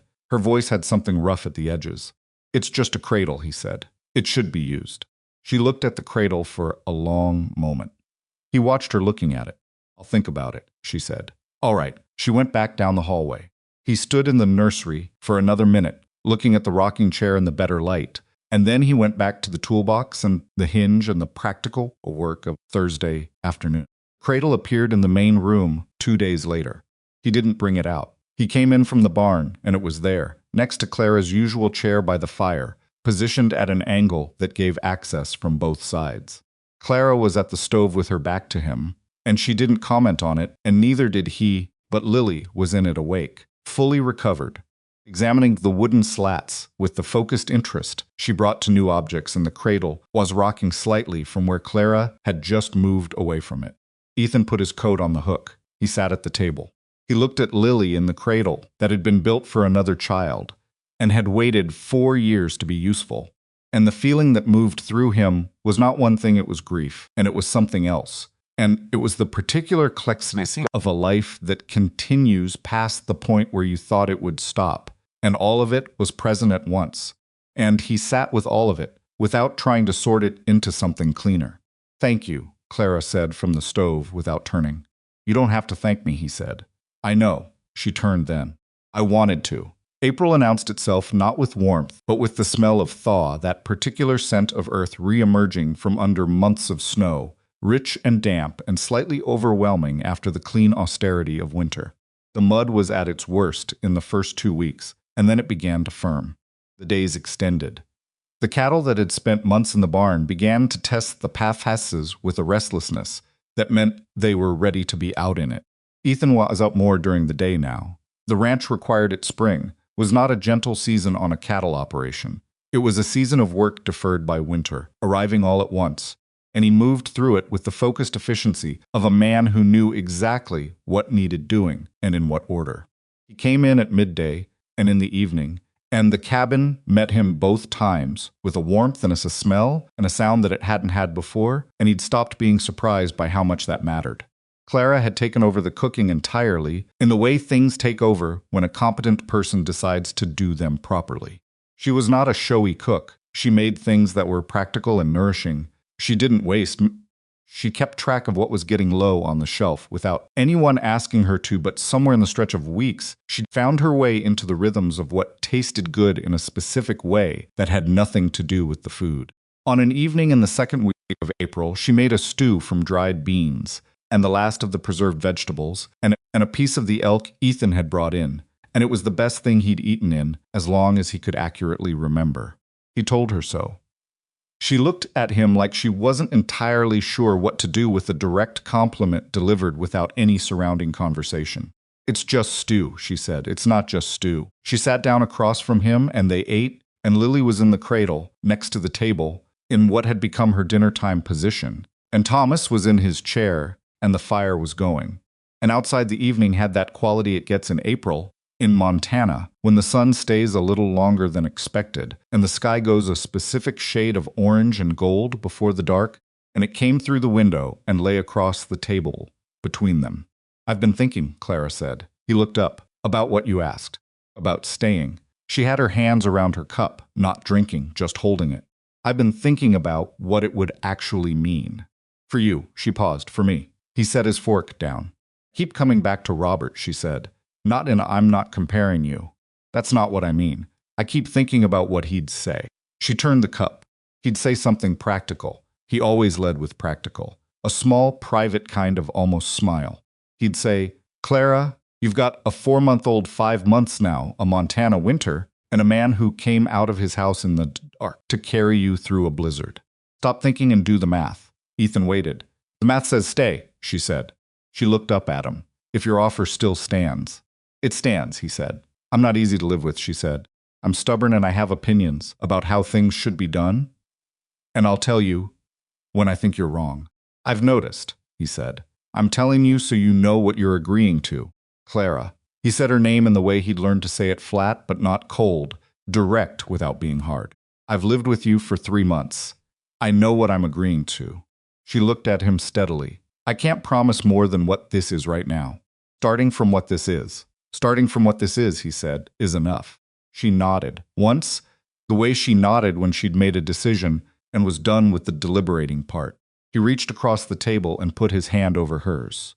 Not dramatically. Just placed it there, palm down, the way you put your hand on solid ground. She turned her hand and held it. Lily made a sound of commentary from the cradle. Thomas opened one eye and assessed the situation, and closed it again, having found nothing to object to. The letter came from Hatchet Creek on a Wednesday, and it changed things in a way that neither of them had anticipated. It was addressed to Clara Whitmore, care of Ethan Callahan, and it had traveled an improbable distance to get there from Astoria, Oregon Territory, from a man named Gerald Whitmore, who was Robert's cousin. The handwriting on the envelope was careful and formal, and the letter inside was neither. Clara read it at the table while Ethan was at the stove, and he heard her breathing change, which was how he knew something was in before she said anything. "His cousin," she said, "Gerald. What does he say?" She read for a moment. "He heard about Robert. He says he's sorry. He heard through someone on the wagon train, apparently. One of the families that made it to Oregon sent word." She paused, reading. "He says the offer stands, the farm. He says he and his wife have room, and Lily would be—" She stopped. "He says they've been looking for help since spring, and they'd pay a fair wage, and we could build from there." She put the letter down. Ethan turned from the stove. He looked at her face. She was looking at the letter on the table with an expression he couldn't categorize, not longing, not relief, something more complicated. "That's a good offer," he said. His voice was level. He meant it to be, and it was. "Yes," she said. "Oregon Territory is what you were going to." He turned back to the stove. His hands were doing their job on their own because his head was somewhere else doing its own calculation, which involved the cradle in the corner, and the rocking chair moved to the better light, and 5 months of mornings, and an April evening with her hand turned in his. "What do you want to do?" he said. She was quiet for long enough that he turned back around. "I made a decision 2 days ago," she said. "I know. This letter doesn't change what I decided," she said. "I want you to hear that. It's a good offer. 2 months ago, it would have been exactly what I needed. But 2 days ago, I told you I was staying, and I don't unsay things because a better option comes along after." He looked at her. "I'm telling you because you should know about it," she said. "Not because I'm leaving." He crossed the room. He stood near the table and looked down at the letter and then at her. "If you wanted to go," he said, "that would be your right. The letter's real, and the offer's real, and Gerald Whitmore is kin to Lily whether or not." "Ethan." She said his name and he stopped. "I know it's my right. That's not the question. She looked up at him. Do you want me to stay? Yes, he said, without hesitation, without dressing it up. Then I'm staying, she said. Write Gerald a letter and thank him. Tell him we're settled. He pulled the chair out and sat down across from her, and the letter lay between them on the table, and neither of them picked it up again. Clara poured coffee from the pot. On the table it had gone lukewarm. She didn't comment on it, and pushed a cup toward him. And he took it, and they sat with the decision settling into the shape of something real. We're settled, he said, testing the words. We're settled, she confirmed. Lily chose this moment to escalate whatever observation she'd been building toward into a full statement, which Thomas acknowledged by relocating from his chair to underneath it, which was the Thomas equivalent of a strong reaction. Clara looked at Lily. She looked at Ethan. Something in her face was doing the thing it did when she'd stopped managing it, and this time she let it stay. I'm going to need to know more about the ranch, she said. The actual numbers, what's working and what isn't. I'm not going to live somewhere without understanding how it functions. He almost smiled. I'll show you the account book. I've seen the account book. You left it on the table twice. The south pasture's being underused. He stared at her. The numbers are right there, she said without apology. He thought about being irritated. He decided against it, because she was right about the south pasture, and he'd known it for 2 seasons and hadn't done anything about it. And a person who's right has a right to say so. I'll explain the south pasture situation, he said. Good. He opened the account book. She moved her chair around to his side of the table. They sat side by side over the numbers while Lily babbled, and Thomas reconsidered his position from under the chair, and the afternoon went about its business outside. It was not a romantic moment. It was 2 people going over a ranch's operational finances at a kitchen table, with a baby providing intermittent commentary, and the dog-eared pages of a book that had been keeping inadequate records for several years. It was also the best thing that had happened to Ethan Callahan in a very long time, which he did not say, but which was written somewhere in the way he sat, and in the way he answered her questions without defensiveness, and in the way he pointed to the column she was asking about, and was aware the whole time of her shoulder 2 inches from his. The nursery door stayed open after that. Not always, not wide, but open the way a door stays open when a house has decided it can afford to stop keeping secrets. Clara put fresh air through it every few days, and Ethan repaired the window latch that had been stiff since the first winter. They didn't discuss this as a project.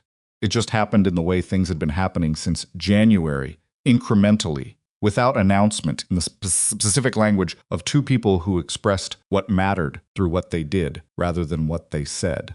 Mabel Huff came out in the 3rd week of April with her daughter, and the particular energy of a woman who had heard something through the Valley network of information and wanted to see it for herself.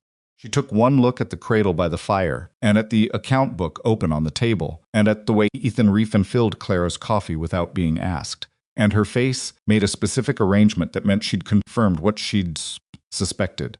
She didn't say anything about it. She talked to Clara about the spring, about Lily's recovery, about a family that had just come through and settled 3 miles east. She had brought dried fruit and a piece of fabric, blue cotton, good quality, that she pressed on Clara without accepting refusal. When she was leaving, she said to Ethan, at the door, quietly, with a directness that reminded him somewhat of Clara, "She's good." "You know that, I know," he said. "Good," Mabel said, and climbed into her wagon. And that was the whole of the endorsement, which was more than enough. Clara watched the wagon go from the window. What did she say? She said, "You're good." Clara turned from the window. "What did you say?" I said, "I know." She looked at him for a moment. Then she went back to Lily, who had managed to get one sock off and was regarding her own bare foot with the intellectual intensity of a significant discovery. "She's going to walk early," Clara said.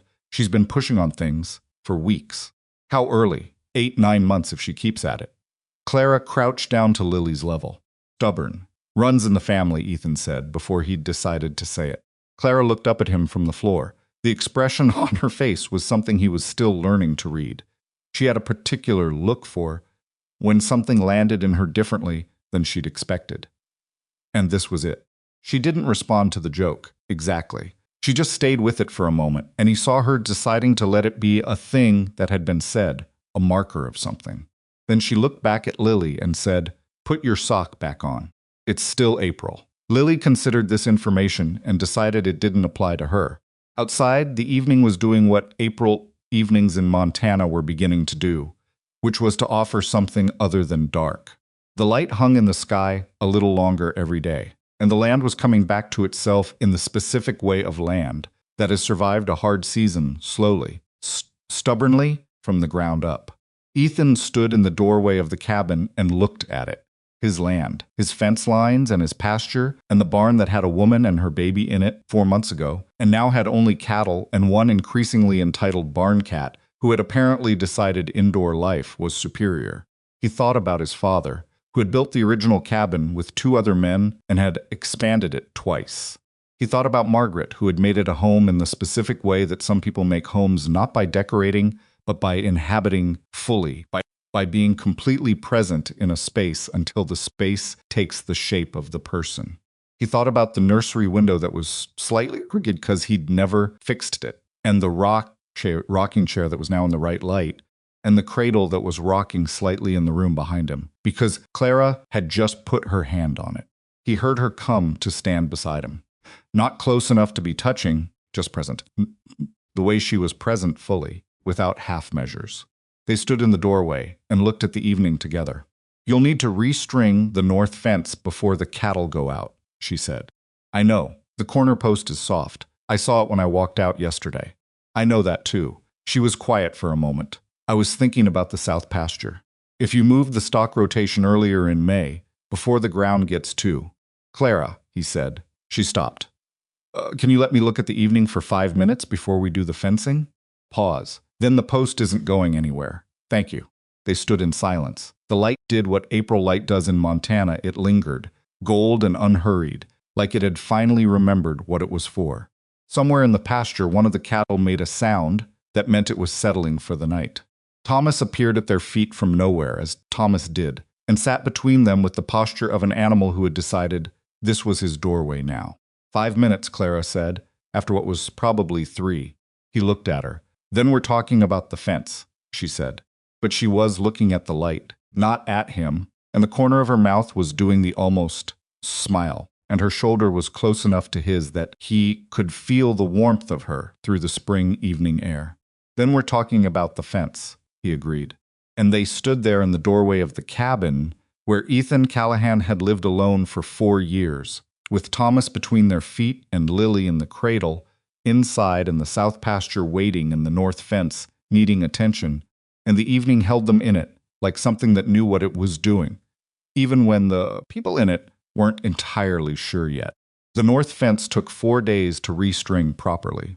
Ethan had known it would take 3, but the corner post that Clara had spotted on her walk turned out to be worse than soft it had rotted through at the base. A full replacement job, rather than the reinforcement he'd planned for. And the ground was still uneven from the thaw, and the second day brought rain that made everything twice as difficult and approximately 3 times as muddy. He came in both evenings looking like a man who had argued with the earth and come out slightly behind, and Clara said nothing about the fence being her idea, which he appreciated more than he said. On the 4th day, he finished it. He stood back and looked at the line of it running along the north pasture, and it was straight and solid and would hold through whatever the next winter brought. And he felt the specific satisfaction of a thing done, right after being done wrong for too long. He let out a short, ugly laugh. He walked back to the cabin with that feeling, which was a good feeling, and which he'd missed without knowing he was missing it, the feeling of building something that would last. May came in on the back of the rain, green and insistent. The land changed fast once it decided to change. The pastures went from mud gray to a green so vivid it looked like someone had made a decision about it overnight, and the cattle went out and spread across it with the particular contentment of animals who had been waiting for exactly this. The mornings had a different sound, birds returning to the trees along the creek itself running loud with snowmelt, the general announcement of a world that had survived winter and was making sure everyone knew it. Lily heard all of it. She was 5 months old now, nearly 6, and the world had become an event that she attended with total commitment. She sat propped against the chair with her hands on her own knees, watching Thomas move across the floor, with the focused attention of a scientist observing a significant phenomenon, and then she'd look at whoever was nearest and vocalize her findings. The vocalizations had gotten complex, not words, not yet, but specific sounds for specific things. A particular sound for Ethan that was different from her sound for Clara. A sound for Thomas that had a quality of accusation in it, like she'd already formed opinions about his character. She's saying your name. Clara told Ethan on a Tuesday morning when Lily produced the sound 3 times in sequence while looking directly at him. That's not a name, he said. It's her name for you. It counts. He looked at Lily. Lily looked back at him and said it again, the same syllable with the patience of someone repeating something obvious. Something moved through him that he'd learned by now to stop being surprised by. All right, he said to Lily. Lily accepted this as the correct response and turned her attention back to Thomas, who was pretending she didn't exist with the dedication only cats achieve. Question of what came next arrived in a particular form on a Saturday at the end of May. It arrived in the form of Judge Aldous Crane, who made the circuit from Billings twice a year and who happened to stop at the Callahan ranch because his horse had thrown a shoe 2 miles down the road, and Ethan's was the nearest property. He was a lean man in his 60s, with the careful eyes of someone who had spent decades watching. People tell him things that weren't quite true, and he accepted the offered coffee and the repair of his horse's shoe with the ease of a man comfortable receiving some hospitality he hadn't asked for. Clara was at the table when he came in. She looked at him the way she looked at most things that entered the cabin, uninvited, steadily, with assessment. The judge looked at the cradle by the fire, and at the account book open on the table, and at Clara and at Ethan, and at the way the cabin was arranged, and he was too experienced at reading rooms to miss any of it. Mrs. Whitmore, he said, when introductions had been made. You're the widow who came through in January. I am, Clara said. I heard something of it. He sat with his coffee. Walt Pruitt mentioned it at the last county meeting. I imagine he did, Clara said. The judge looked at her with something that might have been amusement. He mentioned it the way Walt mentions most things with more opinion than fact. He sipped his coffee. For what it's worth, Mrs. Whitmore, a man who leaves a woman with an infant in a blizzard is not entitled to an opinion about where she shelters afterward. Clara looked at him. I agree, she said, though you're the first person from town to say so. Mabel Huff said so, Ethan said. Mabel Huff doesn't count civic meetings, Clara said, which was accurate. The judge stayed an hour while his horse was attended to. He talked about the territory, about a land dispute 2 counties over, about the railroad expansion that was moving through at a pace that would change the valley inside of 5 years. He was good company in the specific way of men who had seen enough to have stopped performing. He said what he thought, and didn't fill space when he had nothing to say, which put him in a category Ethan respected. At the door, hat in hand, he looked at Ethan with the careful eyes. Planning to formalize things, sir? Ethan said. The living arrangement. He said it without the particular freight that Walt Pruitt had put on the same words. I ask because I ride this circus twice a year, and I have the authority to make it formal if that's a direction you're considering. He looked at Clara too, including her in the question. No pressure in either direction, just information. He left. The cabin was quiet after. Lily made a sound. Thomas circled his chair and settled.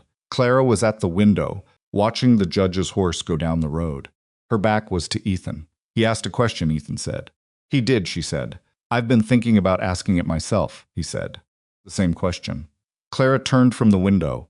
She looked at him the way she looked at things she was taking seriously fully, without softening it. I know, she said. You know, I've been waiting for you to get to it. Not impatient. Not quite, just Clara. It takes me time, he said. I've noticed. He looked at her across the room. The morning light was coming through the window she was standing next to the same window where, in January, the light had been white and cold, and now it was yellow and warm, and it caught the edge of her hair and the side of her face. I'm not good at the words part, he said. I want to say that before I try. I know that too, she said. Something in her expression had softened from its usual steadiness into something less defended. I want to marry you, he said. I want Lily to have my name. He stopped, pressed through the stopped part. I want what's in this cabin to be the real thing. Not a situation, not an arrangement, the real thing. Clara was very still. I know that Robert was the real thing for you, he said. I'm not asking you to put that somewhere it doesn't belong. He was Lily's father, and he was your husband, and that's true, and it stays true. He paused. But I'm asking if there's room for this to also be real.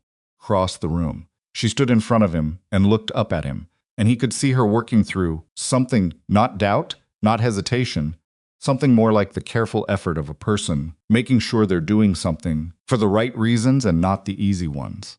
I spent a long time, she said, believing that surviving was the best I could do.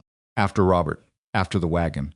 She paused. I got so good at surviving that I almost walked away from something that was more than that. Because surviving felt safer. She looked at him steadily. You asked me to stay, and I stayed.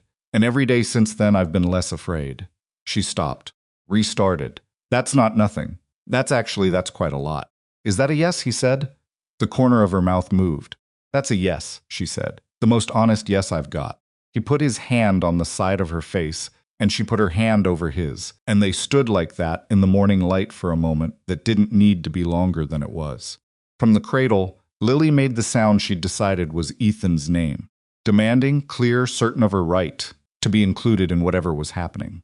They both looked at her. She has opinions, Clara said. She gets it from her mother, he said. Clara laughed, fully, completely, the kind of laugh that had been building for months and finally had enough room.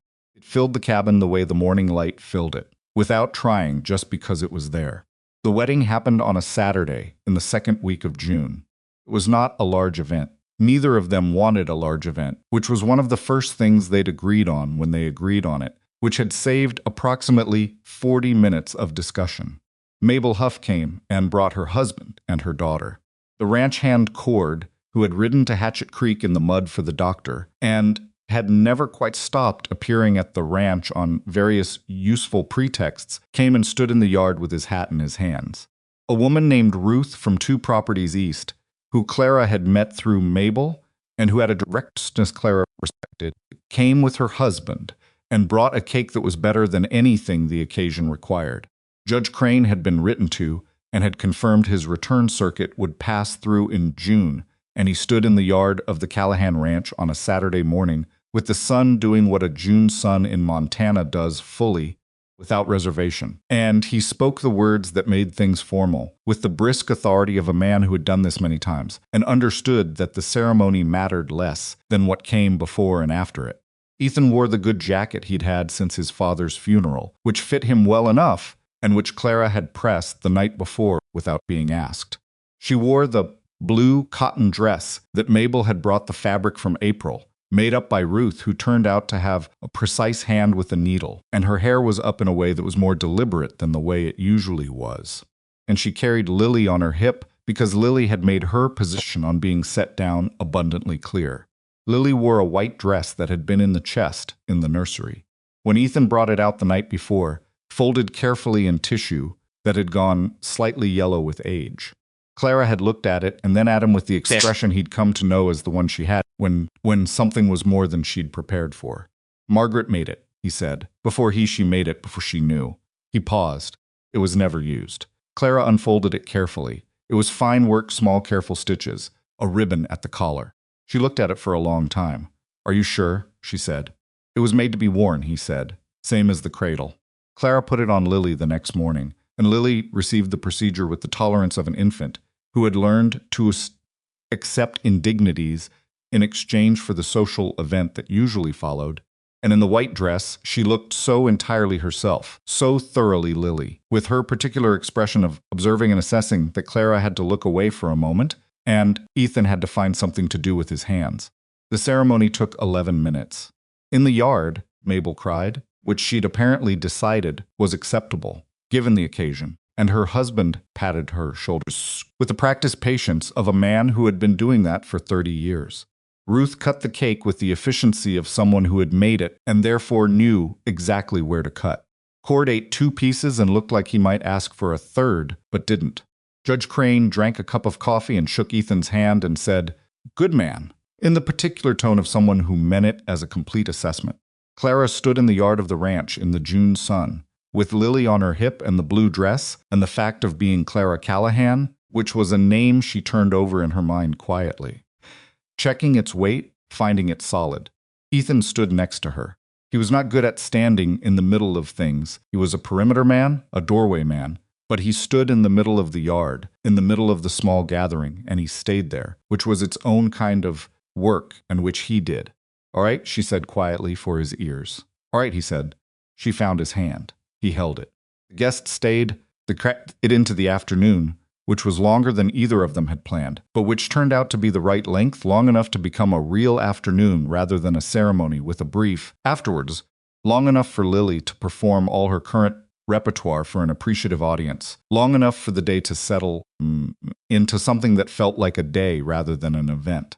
When everyone had gone, the yard was quiet, and the sun was dropping toward the western ridge, and the cattle in the south pasture were doing the late afternoon, settling that cattle do, and Thomas had relocated to the fence post near the barn in the way he did when he'd had enough of indoor social occasions. Ethan and Clara sat on the step outside the cabin door. Lily was asleep inside in the cradle, which had taken 20 minutes of negotiation, but had succeeded. The cake was mostly gone. The yard had the specific quality of a space recently full of people that hasn't quite become empty yet. "Well," Clara said. "Well," he said. They sat with that for a minute. "The south pasture rotation," she said. He looked at her. "Tomorrow," she said. "I'll let it go today." He looked back at the pasture. "Generous of you. I thought so." A comfortable quiet.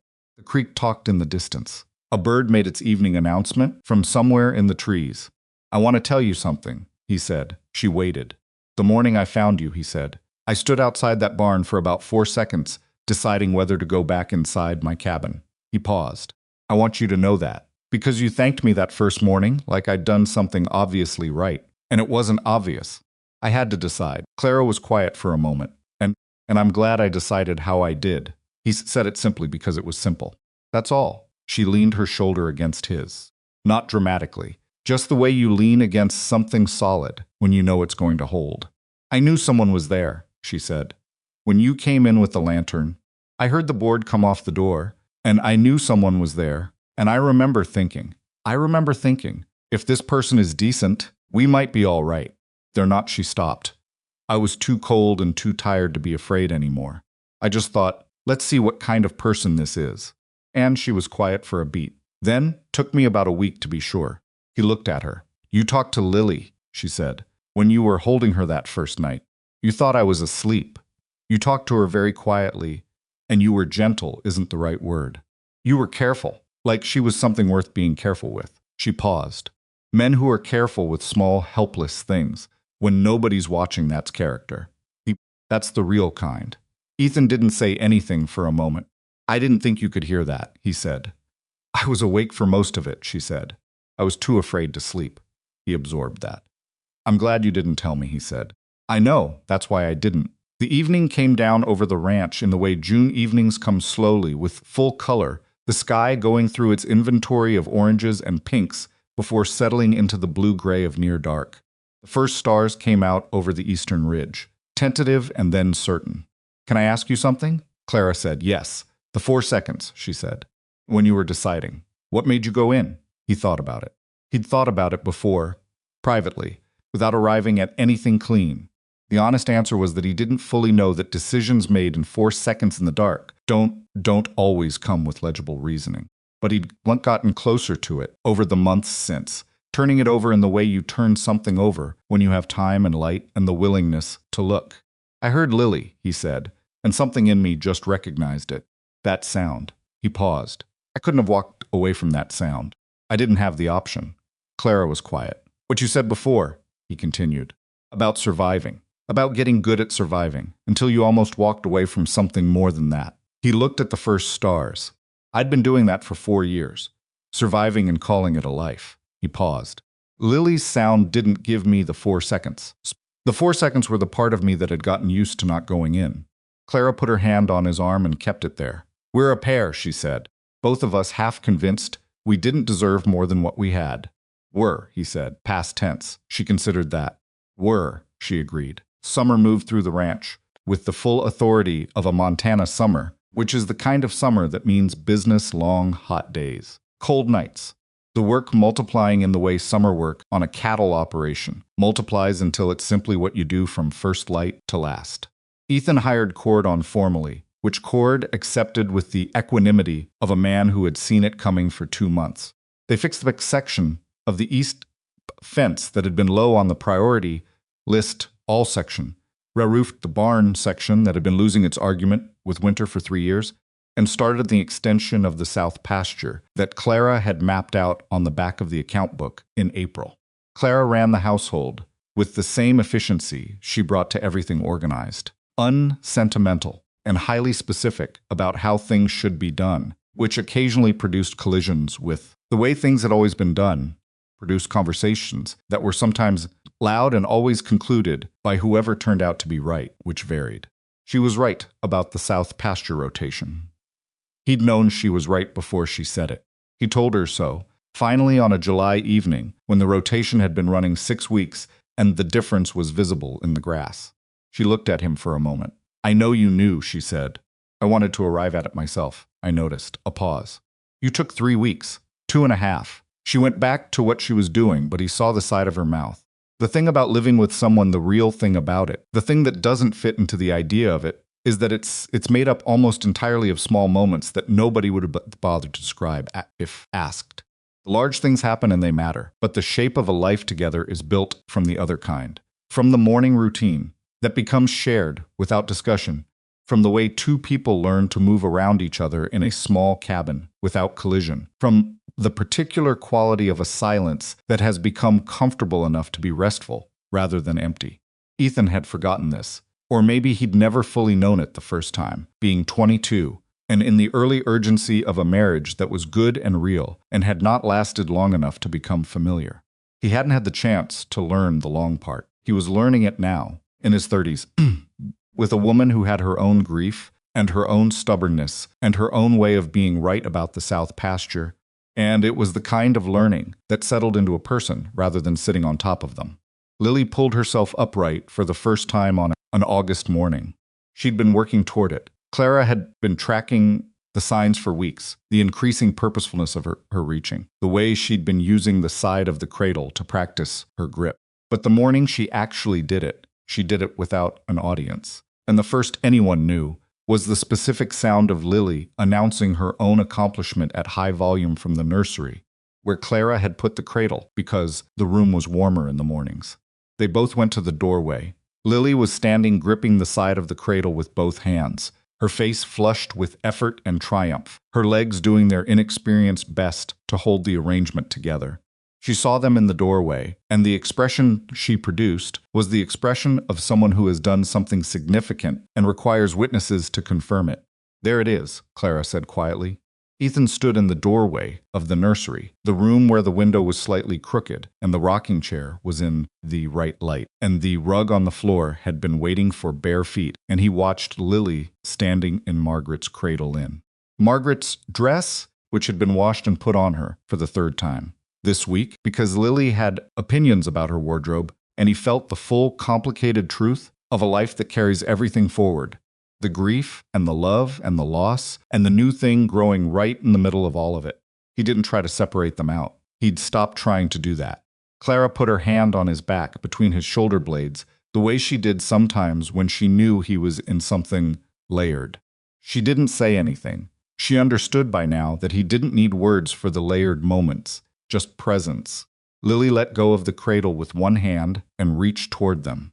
The move was too ambitious. She went down in a controlled collapse onto the blankets at the bottom, considered the situation for about 2 seconds, and then reached for the cradle again to try it a second time. "She doesn't give up," Ethan said. "No," Clara said. "She never has." He turned to look at her. She was watching Lily, her face soft in a way it got in the nursery, in this room that had taken on a different weight than the one it had in January lighter. Somehow, or not lighter exactly, but more honest. Like a place that had accepted its own history and made room for what came after. "I want to adopt her formally," he said. "Lily, I want her to have the name legally. Not just the way things are. I want it to be right." Clara looked at him. She'd known he would say this. He could see that she'd known it had been in the direction they were going for months, and Clara tracked directions carefully. "Judge Crane will be back in October," she said. "I know. I'll write to him." She said it straightforwardly, the way she said things that were decided. before he comes through. He nodded. Lily got herself upright again. She held the position for a full 10 seconds this time, which she seemed to find satisfying. And then she looked at Ethan with the look she'd been giving him for months, that candid, cataloging attention, and said the sound that was his name. He crouched down to her level. She let go of the cradle and reached for him. And this time he caught her before she went down. Sis come on Chris where she went down. And she did both hands with the full confidence of someone who had already decided how this was going to go. All right, he said to her, the same thing he'd said the first time. She pulled on his collar and examined his face at close range, apparently satisfied with what she found. The adoption was formalized on an October morning, when Judge Crane came through on his circuit, sitting at the table in the Callahan cabin with his papers and his pen, while outside the aspens along the creek were doing what aspens do in October, turning a yellow. So clean it. Looked like it had been decided on ahead of time. Clara sat on one side of the table and Ethan on the other, and the papers were signed with the witnesses, present Mabel Huff again, and Cord, who had become a fixture so gradual that his presence at significant moments had started to feel like it had always been the arrangement. Lily Callahan.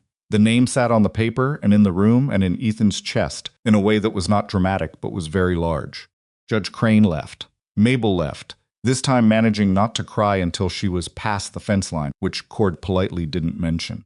Clara put the papers in the tin box on the shelf where the important documents lived and closed the lid and stood with her hand on it for a moment. You all right? Ethan said. Yes, she said. She meant it. He could tell. Are you? He thought about that honestly. Yes, he said. And he was. He was, in the specific way that all right can mean, when it means something real, not the absence of grief, the resolution of every complicated thing, but the presence of something worth getting up for. In the morning, something that made the mornings worth what they were. He thought about the man he'd been in December, the one who had nailed a board across his own barn door and called it maintenance, the one who walked past the nursery and counted it as survival, the one who had built a good tight wall and called it a life. He thought about 4 seconds in a frozen yard with a lantern and a sound that had cut through everything he'd constructed. The thing about walls is that they work. That's the honest truth of it, they work. They keep things out. They keep you from feeling the things you've decided you can't afford to feel. Ethan had been very good at his wall. He'd maintained it with the same diligence he gave the fences, checking for weakness, reinforcing the soft spots, boarding up the places that were inclined to let light in. And the wall had worked, right up until it didn't. Right up until a 4-month-old made a sound in a frozen barn, and the part of him that the wall was built around turned to still be there, still intact, still capable of recognizing something it needed. He thought about what Clara had said on the step on their wedding day, about surviving, about getting so good at it that you almost miss the thing that's more. He understood that from both sides now, from his own experience, and from watching her move through it, from knowing that she'd stood in his barn with Lily, and made the same calculation he'd made every day for 4 years, and had come out on the other side of it the same way, choosing one more day, one more degree of warmth, one more small act of going on. That's what survival does, when you're honest about it. It keeps you in the game long enough to be surprised. Keeps you alive through the winters you don't think you'll make. Keeps you functional through the mornings, where functional is the whole of what you've got, and then one morning it isn't the whole of what you've got, and you barely notice the shift because you were busy keeping the fire going. He'd been keeping the fire going for 4 years. And one January night, the fire caught something he hadn't put there. He didn't know how to explain that in terms that would satisfy a person looking for a lesson, because he wasn't sure it was a lesson so much as a fact that a person can be reduced to the bare minimum of themselves and still have the essential thing intact. That the capacity for love doesn't atrophy the way muscles do when you stop using them. That it waits stubbornly in the locked rooms of a person, in the nursery at the end of the hall, in the closed-off places where someone put something precious and then couldn't stand to lose it and couldn't bear to look at it. Lily laughed from the next room. She laughed at something Thomas had done. Thomas had been providing comedy for months, largely against his will, and the laugh was enormous and whole-bodied and entirely certain of its own right to exist. Ethan sat at the table with the account book open and not looked at, and he listened to that laugh. And he thought about the Wednesday afternoon in February, When it had happened the first time, and how it had found the one specific weak place in his wall. He was glad it had. He was glad. And he knew how to sit with gladness nows, the same way he'd learned to sit with grief directly, without dressing it up, without requiring it to be more than what it was. Clara came in from the back room, with her arms full of the winter blankets that needed airing before the cold came back, which was coming.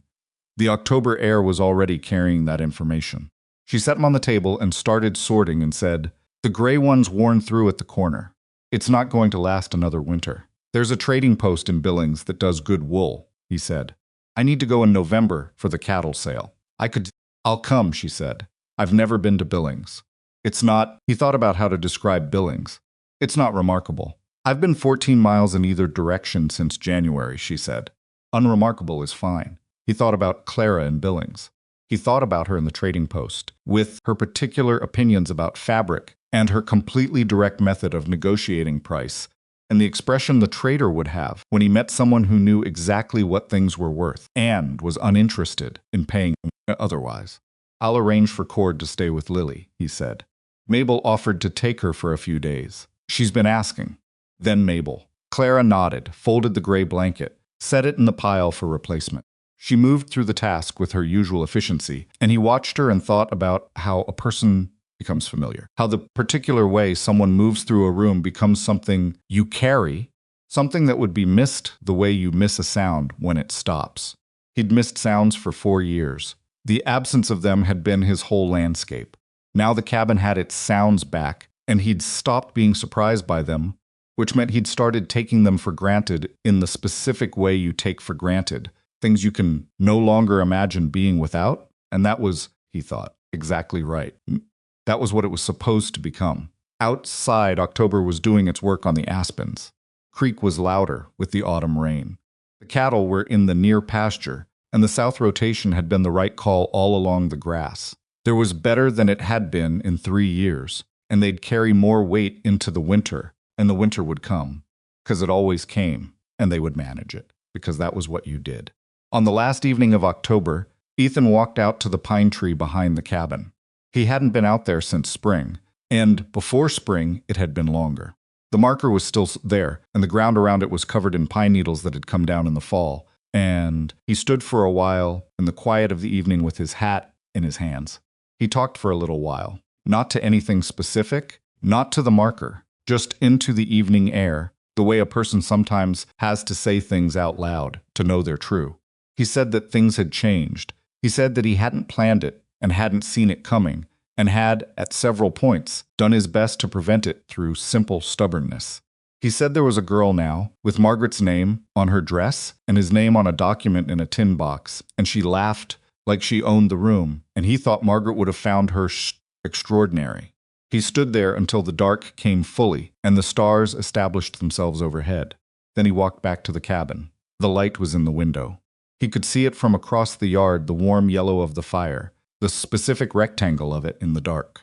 He could hear Lily distantly, producing her evening commentary. He could see Clara's shadow moving past the window with the particular efficiency of someone who was doing 3 things in the order they needed doing. He stood for a moment in the yard and looked at it. A lit window in a dark night has always been one of the oldest human signals. It means someone is there.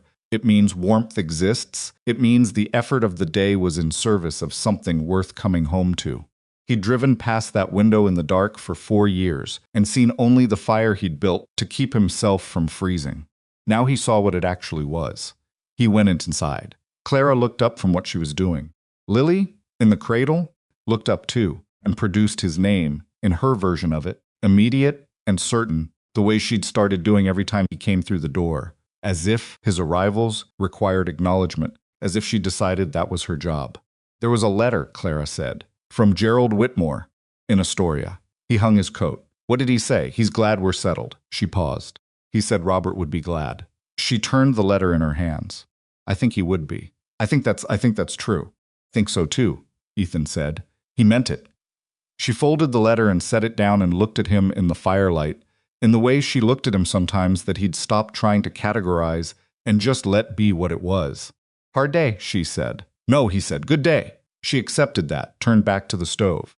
He sat at the table and pulled Lily's cradle close, and she grabbed his finger with the grip she'd developed stronger than you'd expect, decided, like she had somewhere she needed him to be, and he sat in the warmth and the noise and the specific aliveness of the cabin at the end of October on his ranch in his life, which had been a smaller life for a long time and was now the size it was supposed to be. The things a person survives don't always leave them less. Sometimes not always, not without cost, not without the specific damage of every winter weather. Alone, sometimes what's left on the other side of a loss is not a smaller version of yourself, but a person who has been stripped down to what actually matters, who has been through enough to know the difference between what they wanted and what they needed, who has earned, through the long, difficult business of simply continuing, the clarity to recognize something real when it walks into their barn in the middle of a blizzard. Ethan Callahan had spent 4 years becoming someone who could open the door. Stranger in the snow had walked through it. And the ranch, which had been a place for surviving, became the way all real homes become, slowly and imperfectly, and without any single moment you could point to a place for living. Lily pulled on his finger and announced something important into the October evening, and Thomas opened one eye from the chair, and the fire held, and outside the stars came up over Montana one by one, cold and clear and certain, the way they came up every night over every piece of ground where someone had decided against considerable evidence to stay.